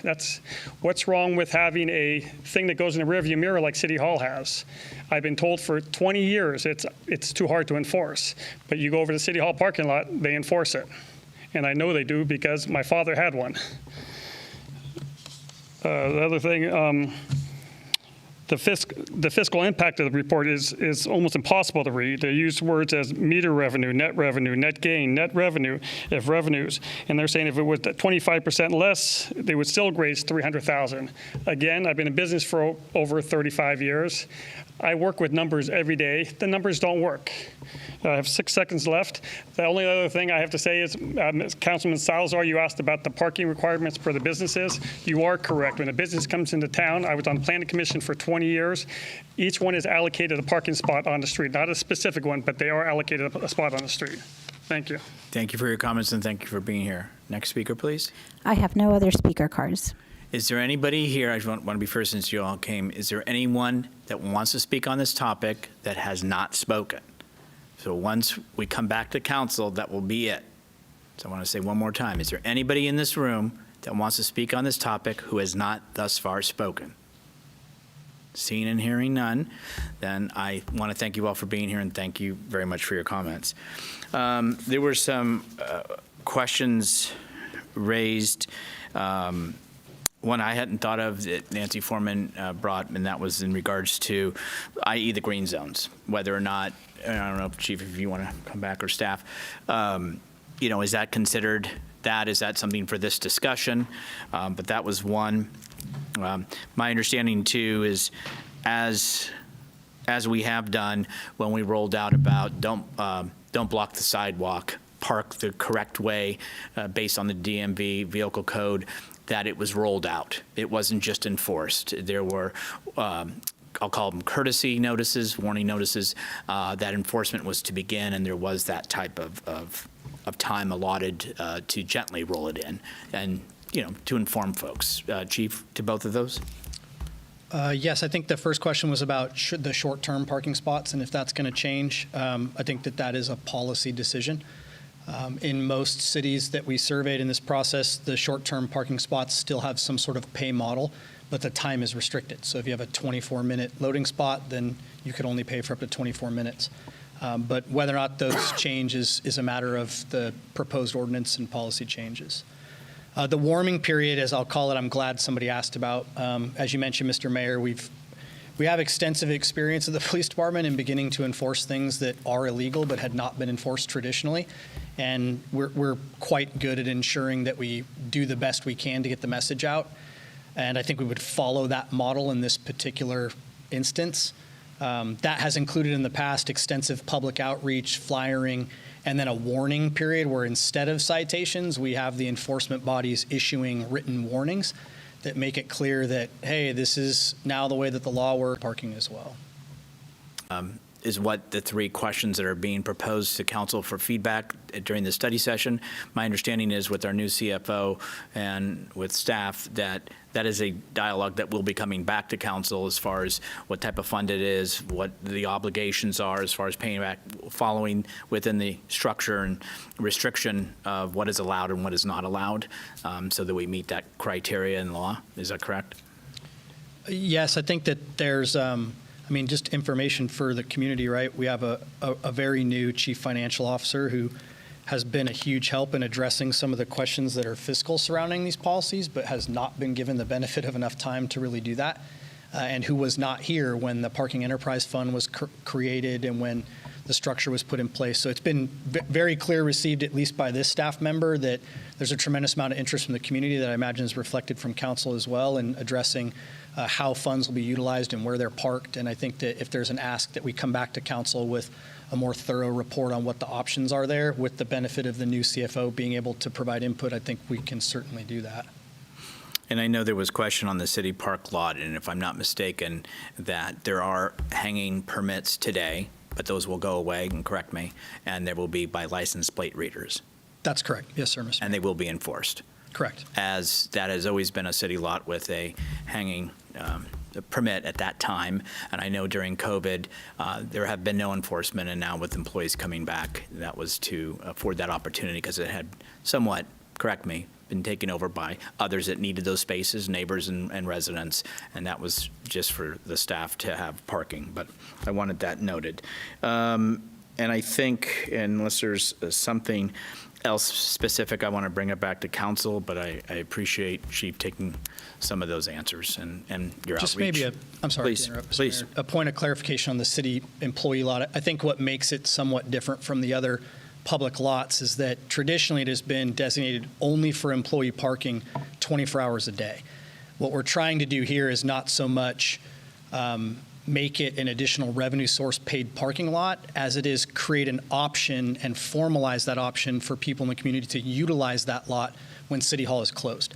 Because as of now, that is not the policy. If they park there any time of night, they can be ticketed for not being there without a permit. And so the aim here when this was initially suggested was, hey, can we make this available on a more formalized basis to the community? Thank you for clarifying that.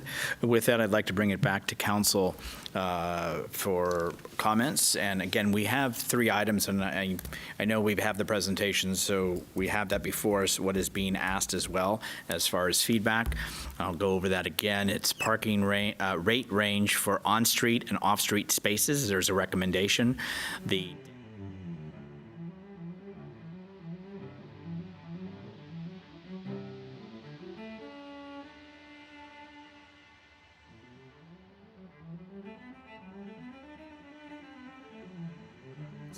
So I want to kind of keep that in mind. So please make your comments, but please also assist staff by going to each of those items with some guidance, please. So I'll open it up.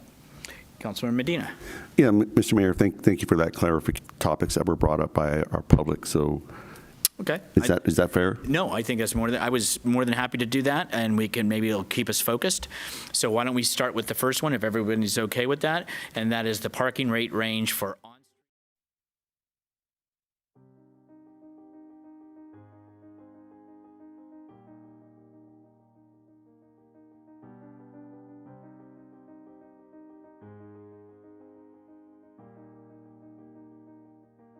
Changed instantaneously, almost, just about, so when on that topic.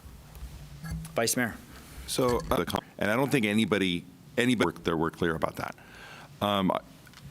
My question, I understand through some of the conversations that we've been having about how credit card minimums and other types of things that I'm concerned with. Would we be able to enforce a cheap rate for the green zones? Mrs. Foreman brought up a very good point about the green zones. So if we were going to, for example, have a $1 an hour on the street, and you're parking in a 20-minute green zone, that would be a quarter. I guess would probably be the easiest way to price that. Would we be able to charge a quarter to park in a green zone for the 20 minutes. Is the system going to allow that with the credit card minimums and all of that?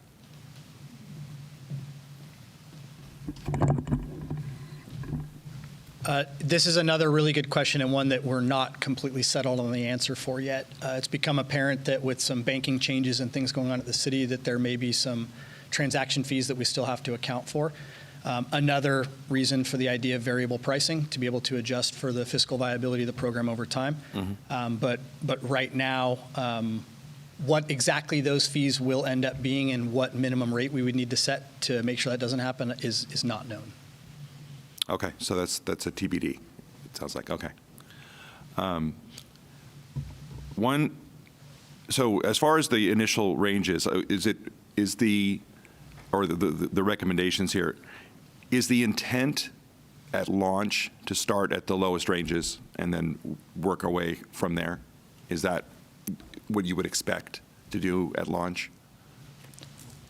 I think that that's direction that may be valuable to receive from council as to what the suggestion might be there.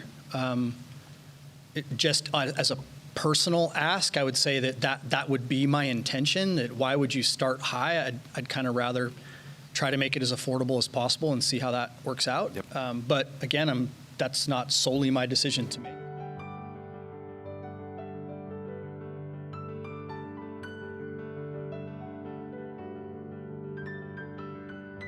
So that would be my recommendation there, that we start at the lowest ranges at launch. Thank you. The lowest edge, the lowest end of the ranges. Thank you. I had one item I wanted to bring up that doesn't quite fit into any of the three, so I'll just bring it up now.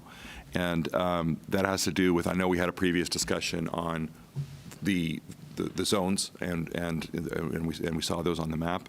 The zone includes the El Camino curb directly in front of City Hall at Angus, but on the west side, so directly at the bottom of the City Hall steps. I would recommend that not be metered. You know, maybe that we would still have a sign for 2-hour parking and still enforce 2-hour parking, but not have it be paid. The reason for that is we have a lot of residents who come to City Hall and park, run up those steps, pay their water bill, do some quick business at the counter, and take off again. So I would make a recommendation for that, of course with concurrence from colleagues, just for that one area in front of City Hall. I observe that behavior because that's where I park when I come for my meetings with the city manager, and I've never had a problem parking there. There doesn't seem to be a spot where people linger, but the cars are always different every time I come back and when I run in and come back out because there's a lot of turnover there. So that's one suggestion that I would make, and I think my other questions fall into other areas. So if we're focusing on number one, I'll stop there. Thank you. Others for item one? Councilmember Salazar, please. Thank you. And one question that popped up, I was asked, and Mr. Marshall reminded me about the hang tags. So the way I understand the technology works now is this little Prius will be running down the street and it'll scan things and it'll alert the driver when somebody gets a ticket. If there was a hang tag, they may not know that until they get out and go put the ticket on the windshield. So if that hang tag is a handicap placard, what happens at that point? I guess they rip up the ticket or they cancel the ticket? Yeah, and so first of all, your assessment is exactly right. For this model to be effective, it's all license plate reader based. The vehicle drives. The system tells the driver to stop when it passes a vehicle that needs to be cited or that the system is recognizing as needing citation. But the human element here is expected to do some validation. And that would certainly include the handicap placard, observation prior to issuing a citation. But if they issue a citation in haste and then walk up and see that, they're certainly capable of voiding it themselves or coming back and having us void it. Okay. In a car that has disabled placards issued, then they would automatically, I think, the system would recognize that they're not going to get a ticket regardless. That's correct. Okay.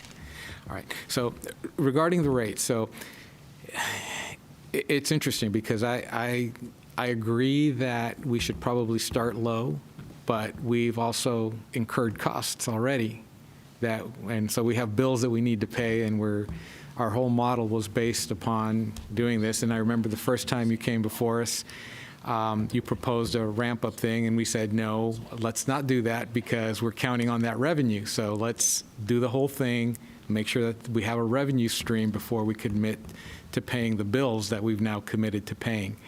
And so while I think that it's a safe bet to start low and ramp up, I would want to make sure that we are at least able to start, paying off, paying for the program that we signed up for. I know that the general fund funded a big portion of this to get it started, and so I'd like to see the general fund also replenish some of that investment that it's made. So starting from a deficit, I want to see that revenue as soon as possible, again, without jeopardizing what we're trying to do downtown, which is really the driver for this. So as far as ranges, I mean, I would say I would be comfortable with just eliminating the lower range, saying that there's going to be an up to $3. I think the up to $3 is reasonable.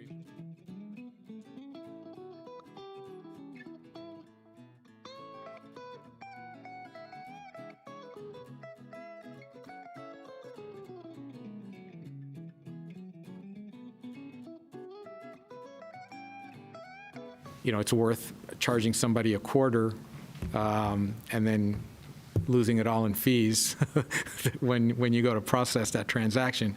So I would say we don't need a lower end on this, and then we base that lower number based on what we believe is reasonable for this particular area or areas, because it could be different. And it gives you the flexibility to also charge nothing for those loading zones, which in my opinion makes more sense, because if you're going to give somebody 20 minutes and they're going to spend 10 minutes running to find the thing where you go pay and then running back, you've already lost time. So I say if it's 20 minutes and we know they're going to be rotating, don't charge at all. Just let it be free. Thank you. Councilmember Alvarez. Thank you, Mr. Mayor. I do have one last comment on the time frame, which is Monday through Sunday, 8 a.m. to 6 p.m. My particular comment is on a Sunday basis. Most businesses, they don't start until 9, 10. Also, some of the homeowners that will utilize the off-street, especially on a weekend, they get up, some people work late at night, and then they would have to get up really early on a Sunday to pay for the fee. I think we could give a little bit of consideration on the time, especially on Sunday. That's just my feedback. Thank you. Okay, and then we're going to circle back. I'm going to go to Councilmember Medina, and then if you, on question one about the recommendations on the range, would be appreciated. Councilmember Medina. Yes, thank you, Mr. Mayor. First of all, I think we should ramp up with those costs. I think this is going to be something that our community and our business owners that we should ease into. I'm not in agreement with the highest rate.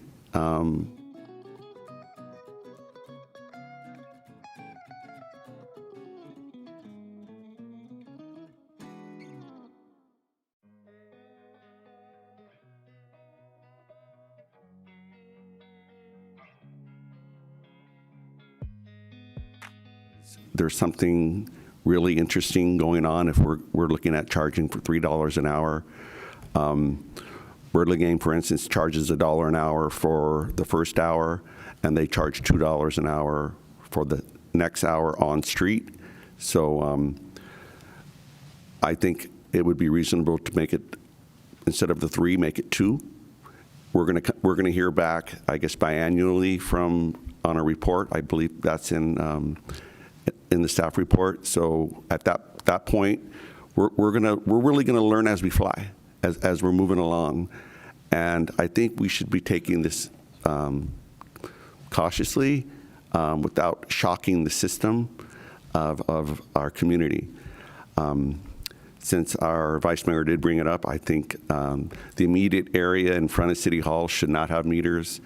Somebody wants to come in and do service at the city, we shouldn't be charging for that. So those are my two things, Mr. Mayor. Thank you. So just to summarize for the range, you would say you're on more the lower end, or are you the, just want to clarify on the 1 to 3 and then the 50 cents to 3, or as Councilmember Salazar kind of said, just go up to and leave it?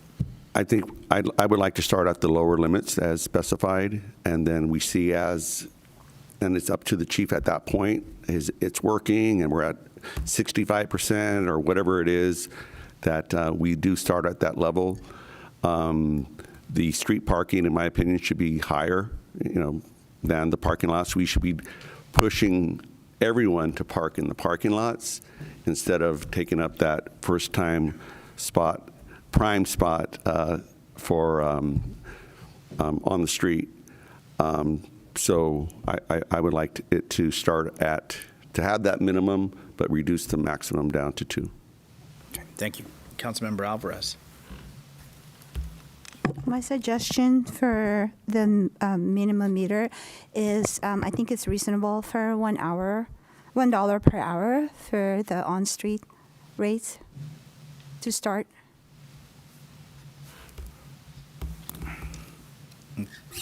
Chair, if I could get another bite at the apple.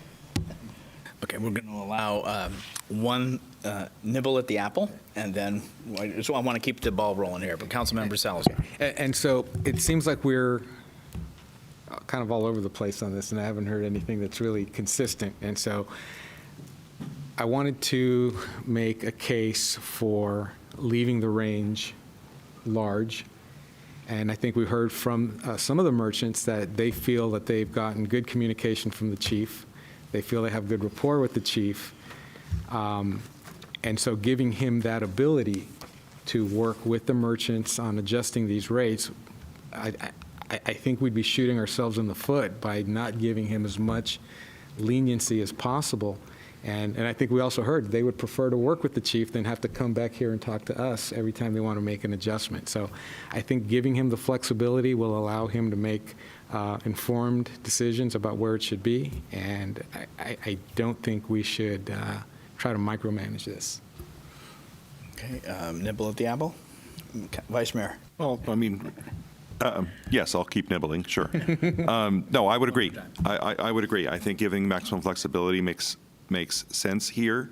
I mean, we can give the guidance, and I think we've been pretty consistent on the guidance that we want to start small and start low. But having that flexibility, I think, is better than hamstringing the process, and just to agendize it and get it back to us is it's probably a month. And that's not if we're trying to be nimble and trying to adjust to market forces, we wouldn't want to have that extra overhead. I would agree with what Councilmember Medina was saying, that if it's going to go up to $3, I want us to start talking about it. Like something weird has happened, that would where we would be charging so much more than all of our neighbors. So we want to know about that. But we had talked about earlier about having regular report outs and stuff. So I would hope that if some kind of unforeseen conditions were coming that would make you make that type of a recommendation, that we would be talking about that as well.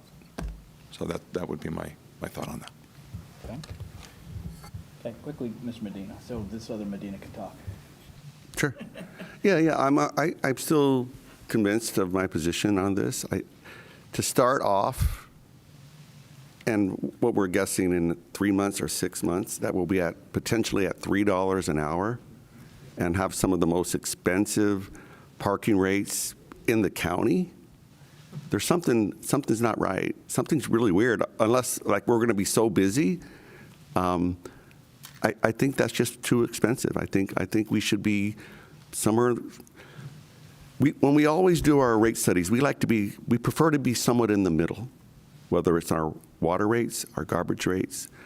That's where I prefer to be in our parking rates, that it should be somewhere in the middle, and $3 is just, it's too high.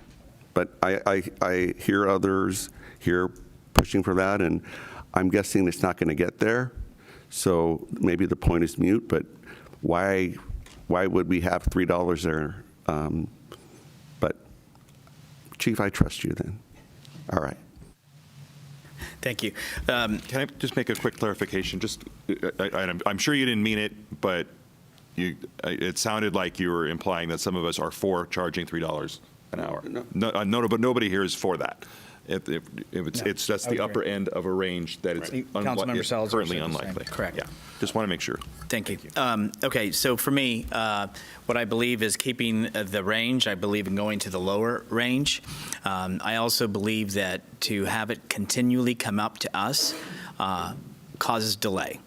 If one thing we find out is that you have to go from start to finish through this whole process, what it is it's being able to get the data, hear the community, hear the merchants, and react quickly, effectively, and efficiency.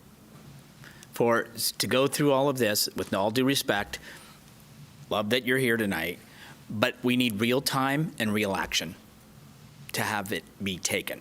So I'd like to see the lower end of the amounts. I don't think anybody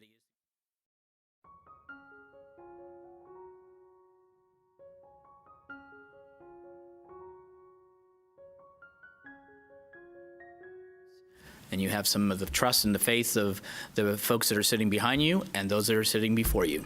So with that, I think that you have your direction. I'm going to ask City Manager for any clarity that's needed, or the Chief, please.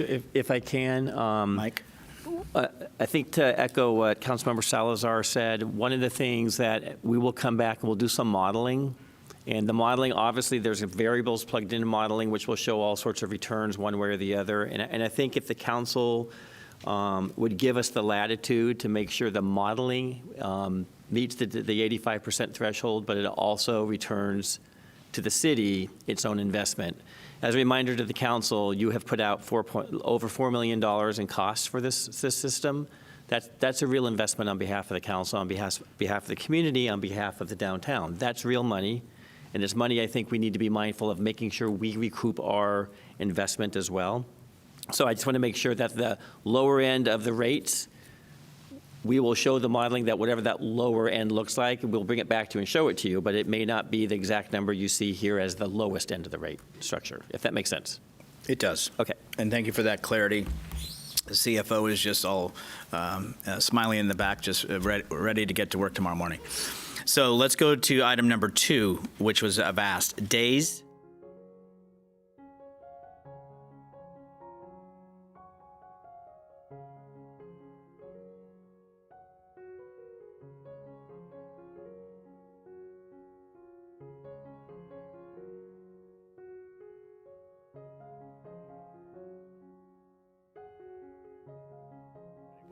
Or wishing to go. Thank you, Councilmember Medina. I'll support Councilman Alvarez's later start on the Sunday. Other cities don't even charge on Sundays, but it's okay. We can kind of do our own thing here. But maybe just a little bit more of a break on Sunday. I'd be okay with that. Others? Councilmember Salazar? Yeah, I think it's pretty typical to see Sundays and holidays always free. So I would be in favor of not charging on Sundays and holidays. And the 8 p.m., I guess that's driven by some analysis where we know that the demand continues until 8 p.m. I think 6 p.m. is probably typical in some of the other cities, but if in our case 8 p.m. makes sense, then I'll support that as well. Vice Mayor? So I would be supportive of having Sundays be free, but I would also ask that if, when building out the model, that we see what it would be with and without Sundays, so we can see the fiscal viability of everything. I agree with seeing the physical viability, yes. On the Sundays, I also know that we do have 2 churches that have no parking, and one has been there over 100 years, so, it is how it was built way back when, and it's Montessori school, preschool. So with that, I think that the holidays, I would agree. As far as Sundays, I think I'd like to see that picture before that decision is rendered, but the 8 a.m. to 8 p.m. and the 8 a.m. to 6 p.m. on those other days are fine with myself. Any clarification, City Manager, that you need, I was going to call you City Attorney, Chief, that you need on that topic? No, just maybe a point of clarification, just so that you're, again, playing with a full deck. The proposed dates and times are based upon the data collected.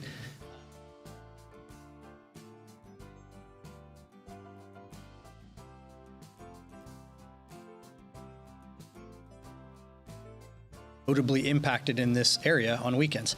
And so it seemed kind of inappropriate, given what we're saying the objectives are, to suggest to you that let's not enforce on a day where enforcement may be in the best interest of the businesses down there.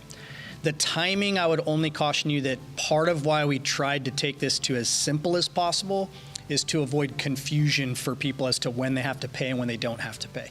So certainly we'll take the direction and come back with some recommendations, but I would just say that to think about if we have a different time of enforcement on one day of the week, you'll have a lot of very unhappy people getting citations, not understanding that it has changed.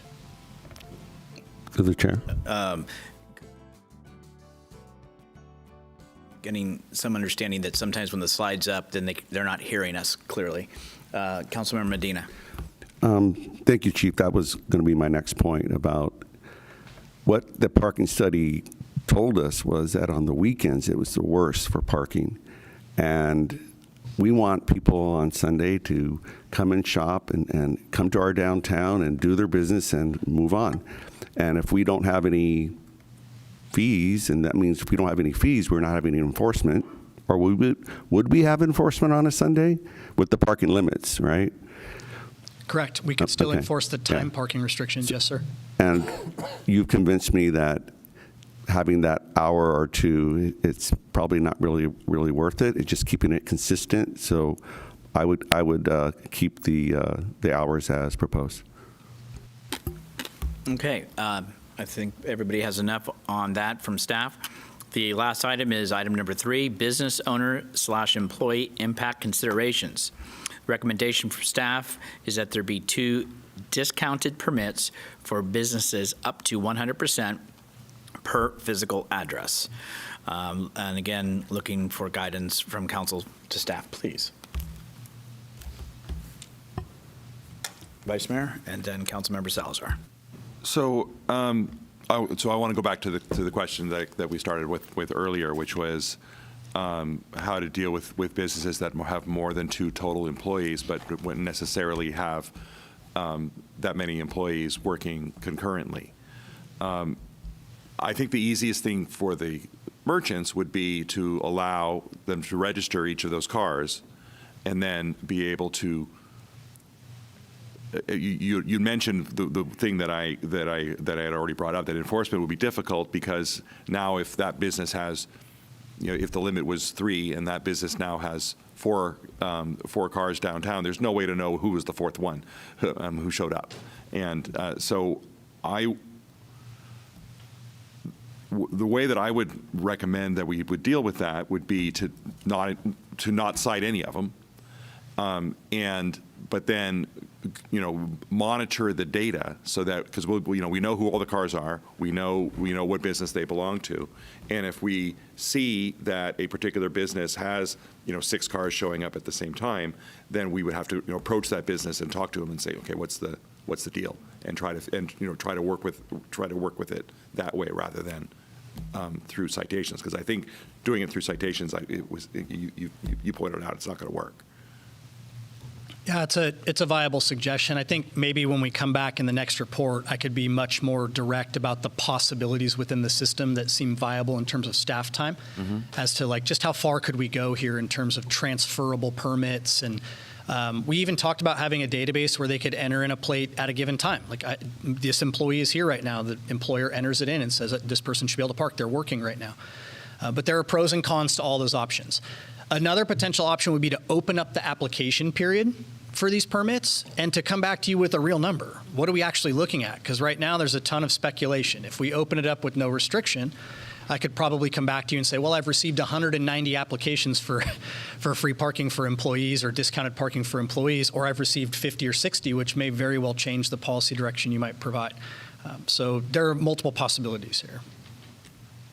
Great, thank you.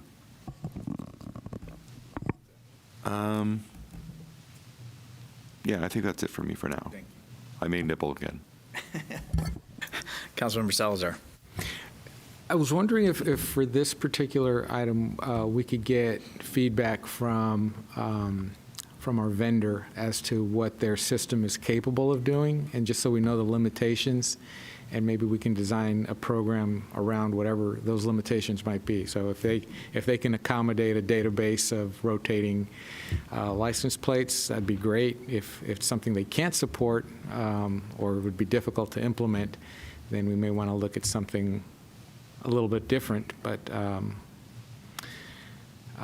yeah, I like the idea of maybe opening up the period to know what that volume is going to look like, and then we can make a better decision on that. But I do think we need something. And Chief, you had also mentioned something about a permit type system, which I think would lend itself well to this type of program. So rather than the person having to go feed the meter, even if it's only once a day, every day that they're there, if there's something that's prepaid on a monthly basis, then it would definitely make their lives easier.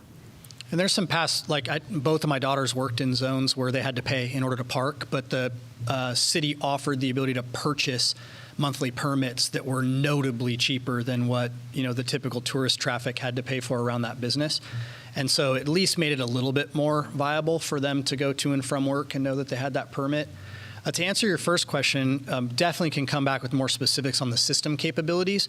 But what I've been told so far is that the system is somewhat limitless in what we can ask it to do. Okay. The question is more the data entry and staff work on the front end. And my hope would be, the municipal code is established that puts all of this on the police department, which is resource strapped. And so I just want to make sure whatever we adopt isn't something where we need some sort of full-time data entry position that we've not accounted for in all of the projections and everything else that we've suggested. But I do know that the system can say that the problem is a lot of these businesses don't have employees that work the same days and the same times every week. But you can even go into the system and say, this plate is good on Monday, Tuesday, Wednesday. This plate is good on Friday, Saturday, Sunday. I mean, it's data entry. So whatever we put in, the system will account for. And the enforcement is very simplistic, right? The car drives by, and if that plate is in there to be permitted to be parked there, it doesn't stop and issue a ticket. So the sky is the limit, but I would have to give you better feedback on, well, here's the staffing requirement. True, and that's a great point, because I've encountered so many systems where they tell you, yeah, it'll do anything you want to as long as you program it to do it. So that's exactly right. That's a big caveat. Okay, thank you. Councilmember Alvarez. Thank you, Mr. Mayor. I'm trying to understand the process of the vendor, how they will process the legibility of the plate. Do they come out and plug in the license plate, or do they scan or something like that? As proposed now, there would be a permitting process through the police department. We would establish for each business downtown who is the responsible party, who is the owner, or if the owner designates to a manager, who's the person that gets to decide which plates should be permitted for that business. They will apply for that through the police department. We'll have a very simplistic approval process. Essentially, it would consist of trusting that designated responsible party up to the number of plates that are authorized. They wouldn't be entering in them daily or hourly. They would have a permit for a period of time, and then it would be incumbent upon them, if they separated employment with that person or they wanted to change that plate, to notify us and go through that permitting process again. So when a business owner registers, well, we only allow them for now 2 discounted permits, or 2 discounted permits per business. Do they get like a sticker, or something that a placard, a little card that they hang on the windshield or the dashboard. Would that be something that that correlates to when they register X amount of license plates? No, it would all be license plate driven. So they simply provide us the license plate number, and then we enter that license plate number into the system, and then the vehicles for enforcement drive through and will know not to cite that vehicle. The computer will tell them it's permitted, it's allowed to be here. So there won't be any placards, no stickers. And the way we'll track how many each business has is we have, if there's one thing police departments are really good at, it's keeping records. And so everything will be permanently memorialized that this business at this address has these permits currently issued to it. And so we'll know they've already got 2 or they've got 1 and we're waiting on a second, or that's how we'll track that. Thank you. Councilman Medina. Yes, thank you, Mr. Mayor. How does a business owner or employee qualify for a discount, and how will that information be shared transparently so people could understand, like, this is what it takes? Just your thoughts on that.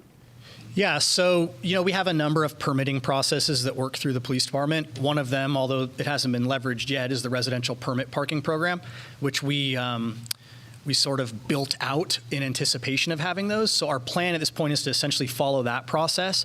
But it's much simpler here because, as I say, we'll designate that John Smith is the responsible either owner or manager for business X. And they will apply through a form they submit to the police department. Here are the 2 license plates, or 3, or however many you all decide, that we would like to have permitted for X business. And we will enter those into the database so that they won't be ticketed. They'll just be exempted in the system. Now there are variations on that, exempted at certain times of day or certain days of the week, all possible as we've discussed here. But that's what the process will essentially look like. And then they'll also have a mechanism whereby they would change those plates in the event that they have changes in employees or they want to, simply move it on to a new manager or something like that. Does that answer your question? Yeah, that pretty much gets to it, just other than the number. And so I did a little research. San Mateo charges $40 for a parking permit. Redwood City charges from $60 to $100 for a parking permit. Burlingame charges $60 a parking permit. And South San Francisco, they charge $50 per parking permit, but I think they have one of their garages that is lower. And so when you mentioned, or when it's proposed that it's up to 100% discount, is it based on the 10 hours a day at 50 cents, $5 a day, times 30. So what number are we talking about? Because I know that's the next question I'm going to get when I talk to a business owner is like, well, how much is it going to cost for 1, 2, or 3? And for instance, Burlingame says you can get as many as you'd like, but it doesn't guarantee you're going to get a space, right? So kind of like the same thing with the residential parking permits. We have a limited number of spots. So is there a number that you're kind of is based on how much per month is kind of the idea? I'm sorry, now I understand your question. So the up to 100% discount would be a separate issue from this idea of a monthly or an annual permit. So if it's 100% discount, it's easy to handle, right? Let's say it's a 50% discount. Then they would pay for parking just like everyone else does when they park their car. Only the app would recognize their license plate as being like a coupon code subjected to a discounted rate. So if they showed up at work and let's say you want a 50% discount, not 100%, they would punch in that they're parking in the lot at 50 cents an hour for 10 hours, and it would charge them 25 cents an hour instead of 50 cents an hour at that 50%. If we want to discuss the idea of monthly or annual permits, that's not something that's been included in the policy submitted to you thus far for consideration, but that's direction that we could certainly take in including in our next proposal. That's definitely something I'd be interested in hearing about, because if, let's say the rates went up to $1 an hour in the back parking lots because there was so much demand there, then $1 an hour for 10 hours a day, and let's say 30 days in a month, it gets pretty expensive. So the idea of what other cities are doing, it's a range. It's from 40 to 100.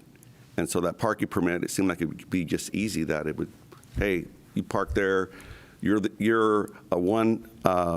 There's a couple of shops where it's mainly the main owner and maybe one or two employees, and it's like, well, that person would be very interested in getting a $40 a month permit than paying half of whatever that number is going to be. So I would be interested in having that analysis done to show us, because we have to make sure that this program is actually going to pay for itself, and what's the best number for our community. So I think that analysis would be really appreciated, so that everyone knows how we're figuring it out. Thank you. Vice Mayor. So I would also be in favor of looking at the monthly permits for business owners, frankly for the convenience of it, but also as a means of offering the discount. And then also what you mentioned earlier about the potential for a patron to be able to buy a monthly permit. Use the example of the folks who bring their kids for martial arts. I was one of those parents. We were going to Burlingame. Sorry, Marty, but so we had a lot of quarters. We had a lot of quarters piled up in the car because we were using them every time and going and feeding those meters. And if I had been able to purchase a permit for a flat fee every month from Burlingame, I probably would have done that at the time. So I would be in favor of us exploring that as well. So on this topic, I don't think that we've given you clear guidance. What I am hearing is that I think a lot of people want to say, let's just give as many, which that's what you said. Well, and again, we need more data. So when you said that if we open that up and we have 200 requests, well, then that's a concern. That's a challenge. When we say the monthly or annual, I think that's something that might be nice to be explored. But because it also, when you have the employees that are working, one of the challenges I've always heard when we were citing was like, hey, there's one person in the store and they've got to run out or get a ticket. And so how do I operate my business? And why should my employee, as I heard, parking isn't free, as you said at the Aperture, is that because when you get a ticket, you were saying to another merchant, it isn't free parking when you get a ticket. I haven't forgotten that meeting when you said that. So personally, I think we need to get more, because it sounds great, okay, 2 at 100%, but maybe the option is more at a reduced rate, as other communities are doing. And I think that maybe we need a little bit more data-driven in order to make a educated, better decision for me personally at this stage. I don't know, colleagues, would we concur with that, or is there, and I know that doesn't probably help staff. City Manager? This is all very helpful, and this is why we do a study session, is to get get this kind of feedback so that we are bringing back to you the right policy. I think one of the concerns I would have is we are going to run out of time with regards to when we're implementing and whatnot. And we're talking a January 2024 implementation date, and we were intending to bring this fully baked item back to you at your next council meeting.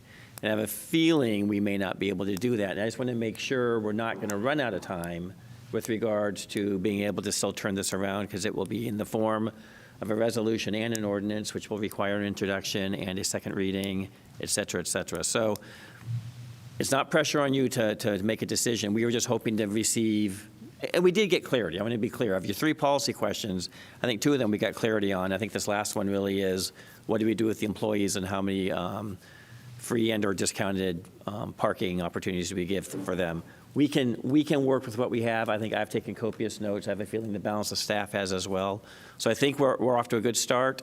You may not see this in 2 weeks. This may have to be pushed a little bit, particularly as we want to do some of the, do some of the modeling as well. So.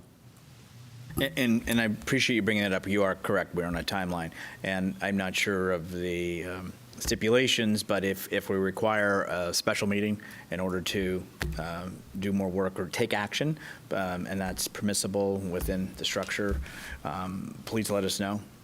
We will. We've been doing well as far as that, and so we understand. Is there anything else from colleagues at this time? I have a few. Vice Mayor.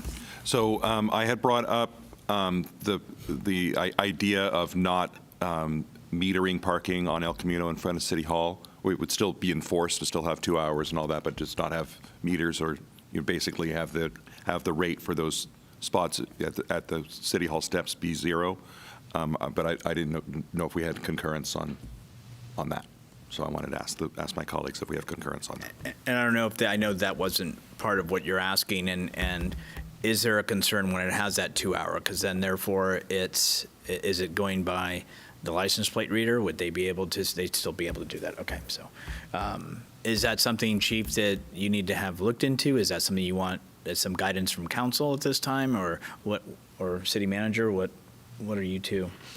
Because I know we were trying to keep to the 3 unless we wanted to come back. No, I mean, I think, again, my notes reflect that there is general consensus around the front of City Hall and the Camino. Good. The logistics will work out with the vendor and the policy itself. So I didn't take that as a major concern. Okay, thank you. Great, thank you. Next. So I just want to, just for the benefit of the public, there's right now, as stated in the report, all revenues that come from these meters will be deposited into the Parking Enterprise Fund. That's where they go right now. That's without any changes. That's not something that we're going to be discussing tonight. That's going to be another item that'll come back to us after our CFO has a chance to look at how the fund was set up and work out what those options are. I'm on record as being in favor of keeping any excess revenues from this program focused on improving our business district, and I'm still in favor of that. So I am hopeful that when we have that discussion in the future, that we'll be able to discuss perhaps changing the remit or expanding the remit of that fund to allow for other uses, because what I would worry about is having, if the excess revenues could only be used for parking related things, that we would end up building up a bunch of revenue if the program is successful and not have anywhere to spend it, because or leave it in a kitty for a parking garage that might take a decade or more to fund. So I just wanted to throw that out there and let our business owners know that I am absolutely in favor of keeping excess revenue on the avenue. Last thing. No clapping, please. Thank you. I just wanted to make one kind of general statement about what got us here. Nearly everybody that I've talked to, whether it be a business owner or a patron or a resident or anyone who's knowledgeable about what's happening downtown, everybody agrees that we need to enforce parking restrictions on the avenue. That's, we have cars that sit there all day, and it's a real issue that impacts turnover on the avenue. Once we agree on that basic fact and take that as a given, all paths lead us here to where we are right now. Because due to changes in the law that we can't chalk, the only way to enforce parking is through these newer means, the automated readers, and these mechanisms are expensive. So, how do you pay for that? And you pay for that by having parking meters. And I just want to make sure that we, just kind of reiterate. Every other city, with the exception of Millbrae, has done this. This is reiterate that there is no historical data from any city to support the notion, and to make those comments, and I appreciate your indulgence, Mr. Mayor. Thank you. You're welcome, and thank you. Councilmember Medina. So pretty much absolutely what Vice Mayor Hamilton said. The parking meters are to improve the circulation of patrons to our downtown. The money that's generated from that will pay for the enforcement, and it only seems logical that the excess revenues should be spent in improving the experience for our downtown. It's something that our various councils, before even I, were talking about. And without the revenue stream, very, very unlikely it's going to happen. So I I hope when we eventually get there, we'll have that support. And I just want to make sure that I thank everyone for their attendance. This is a great start for our community becoming engaged. And as for, I wanted to make one clarification, Mr. Mayor, is that a city, and somebody can correct me wrong, it's probably the city attorney, a city doesn't create a business improvement district. That is something that the businesses and the property owners need to do. It's not something that we can declare and do for you. It's something that needs to be worked on and approved by property owners of that district. I think it's the way you're phrasing it, but I can see the city attorney's prepared, so let the person with the law degree answer. Thank you, Mayor Medina and Councilmember Medina. A business improvement district is a district that is a district of the city. It is a jurisdictional boundary within which the city is exercising some revenue-raising authority. But it requires the agreement of all the business owners to participate in it. But it is the city's district, and there's a whole process for establishing it. And that's not for the discussion tonight, but it's something that we can talk about later. So I just want to make sure we're all on the same page. So I'm through for tonight. Oh, last thing. I'm sorry, Mr. Mayor. I'm sorry. So we have a contract with LAS. Are we going to do any enforcement of the time limits prior to implementing the parking meters? Because if we have a contract with LAS, it seems like we should be able to do that, and that would kind of start getting people prepared of what's coming. It's like, we need enforcement. We can all agree on that. And if we do have that contract, maybe perhaps you can share a schedule of when that would happen. Yeah, so we're still working on the implementation with LAS because the contract and POs were just approved, I think actually today. I will say that relevant to some of the discussion you all have had this evening, if it ends up that the LAS rollout begins in advance of the meters being installed, LAS is our citywide parking enforcement resource at this point for all things parking enforcement, with a few exceptions that require a community service officer to do them. So it's kind of a timing question, but I think with what you're asking is if the meters aren't installed yet and we're not there and LAS is starting their services, absolutely 100% they will begin enforcing time parking downtown. And that will include your 2-hour, 5-hour, and 10-hour lots. 2 hour on the street, 5-hour, and 10-hour lots. Because what's been needed all along for that, as you said earlier, is license plate reading technology, which for us to purchase on our own would have cost almost as much as 5 years of contracting with LAS, where they're also doing the enforcement. So while these numbers are somewhat staggering, a lot of work went into determining this was the best fiscal path for the city. Okay, there being none other, I first want to thank those that stayed here this evening. Thank you for your comments. Thank you for going to the meetings and being heard. That's important. I want to thank the chief also for reaching out and having these conversations with the merchants, which I attended one. The discussion on the revenue or the allocation or that is for another meeting. I'm not going to make a comment on that because I believe, to be fair to the new CFO and to staff, I want to see the staff report. I want to get the data. I want to get the information. And then when you read it and we come here and we get a presentation, that's when I'll make a decision. That's when we have everything placed on a table and it's on fact. And I think that's how the community expects me to make my decision. So, but I do want to thank you because I know it's been the lift. This is one thing, correct me, Chief, but it's like, okay, who's going to pick this ball up and go with it and make sure it gets done? It wasn't getting done. And you and your department did that and are doing that. So thank you. With that, the study session will be concluded, and thank you very much. And thank you to those that were here. Please go home, get some rest. Tomorrow is another day. With that, we're going to move on to item 9, council committee report outs. Are there any report outs from Council Member Salazar first?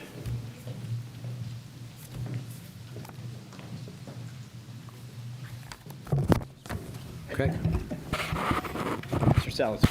Thank you. So I serve as the city's representative on CCAG, which is the City and County Association of Governments, and they do a lot of amazing work. Most of it goes unrecognized. But there was one thing that came up at our last meeting that I wanted to share with members of the public, and that is an action that was taken by the Bay Area Air Quality Management District, and we got a report on this at the last meeting, and it pertains to new regulations that they're imposing that would ban the sale of gas-powered furnaces and water heaters, and they have already agreed to move forward with this. They're in a study phase right now, and they'll be implementing this over the next couple of years, but it does have a very real impact on residents.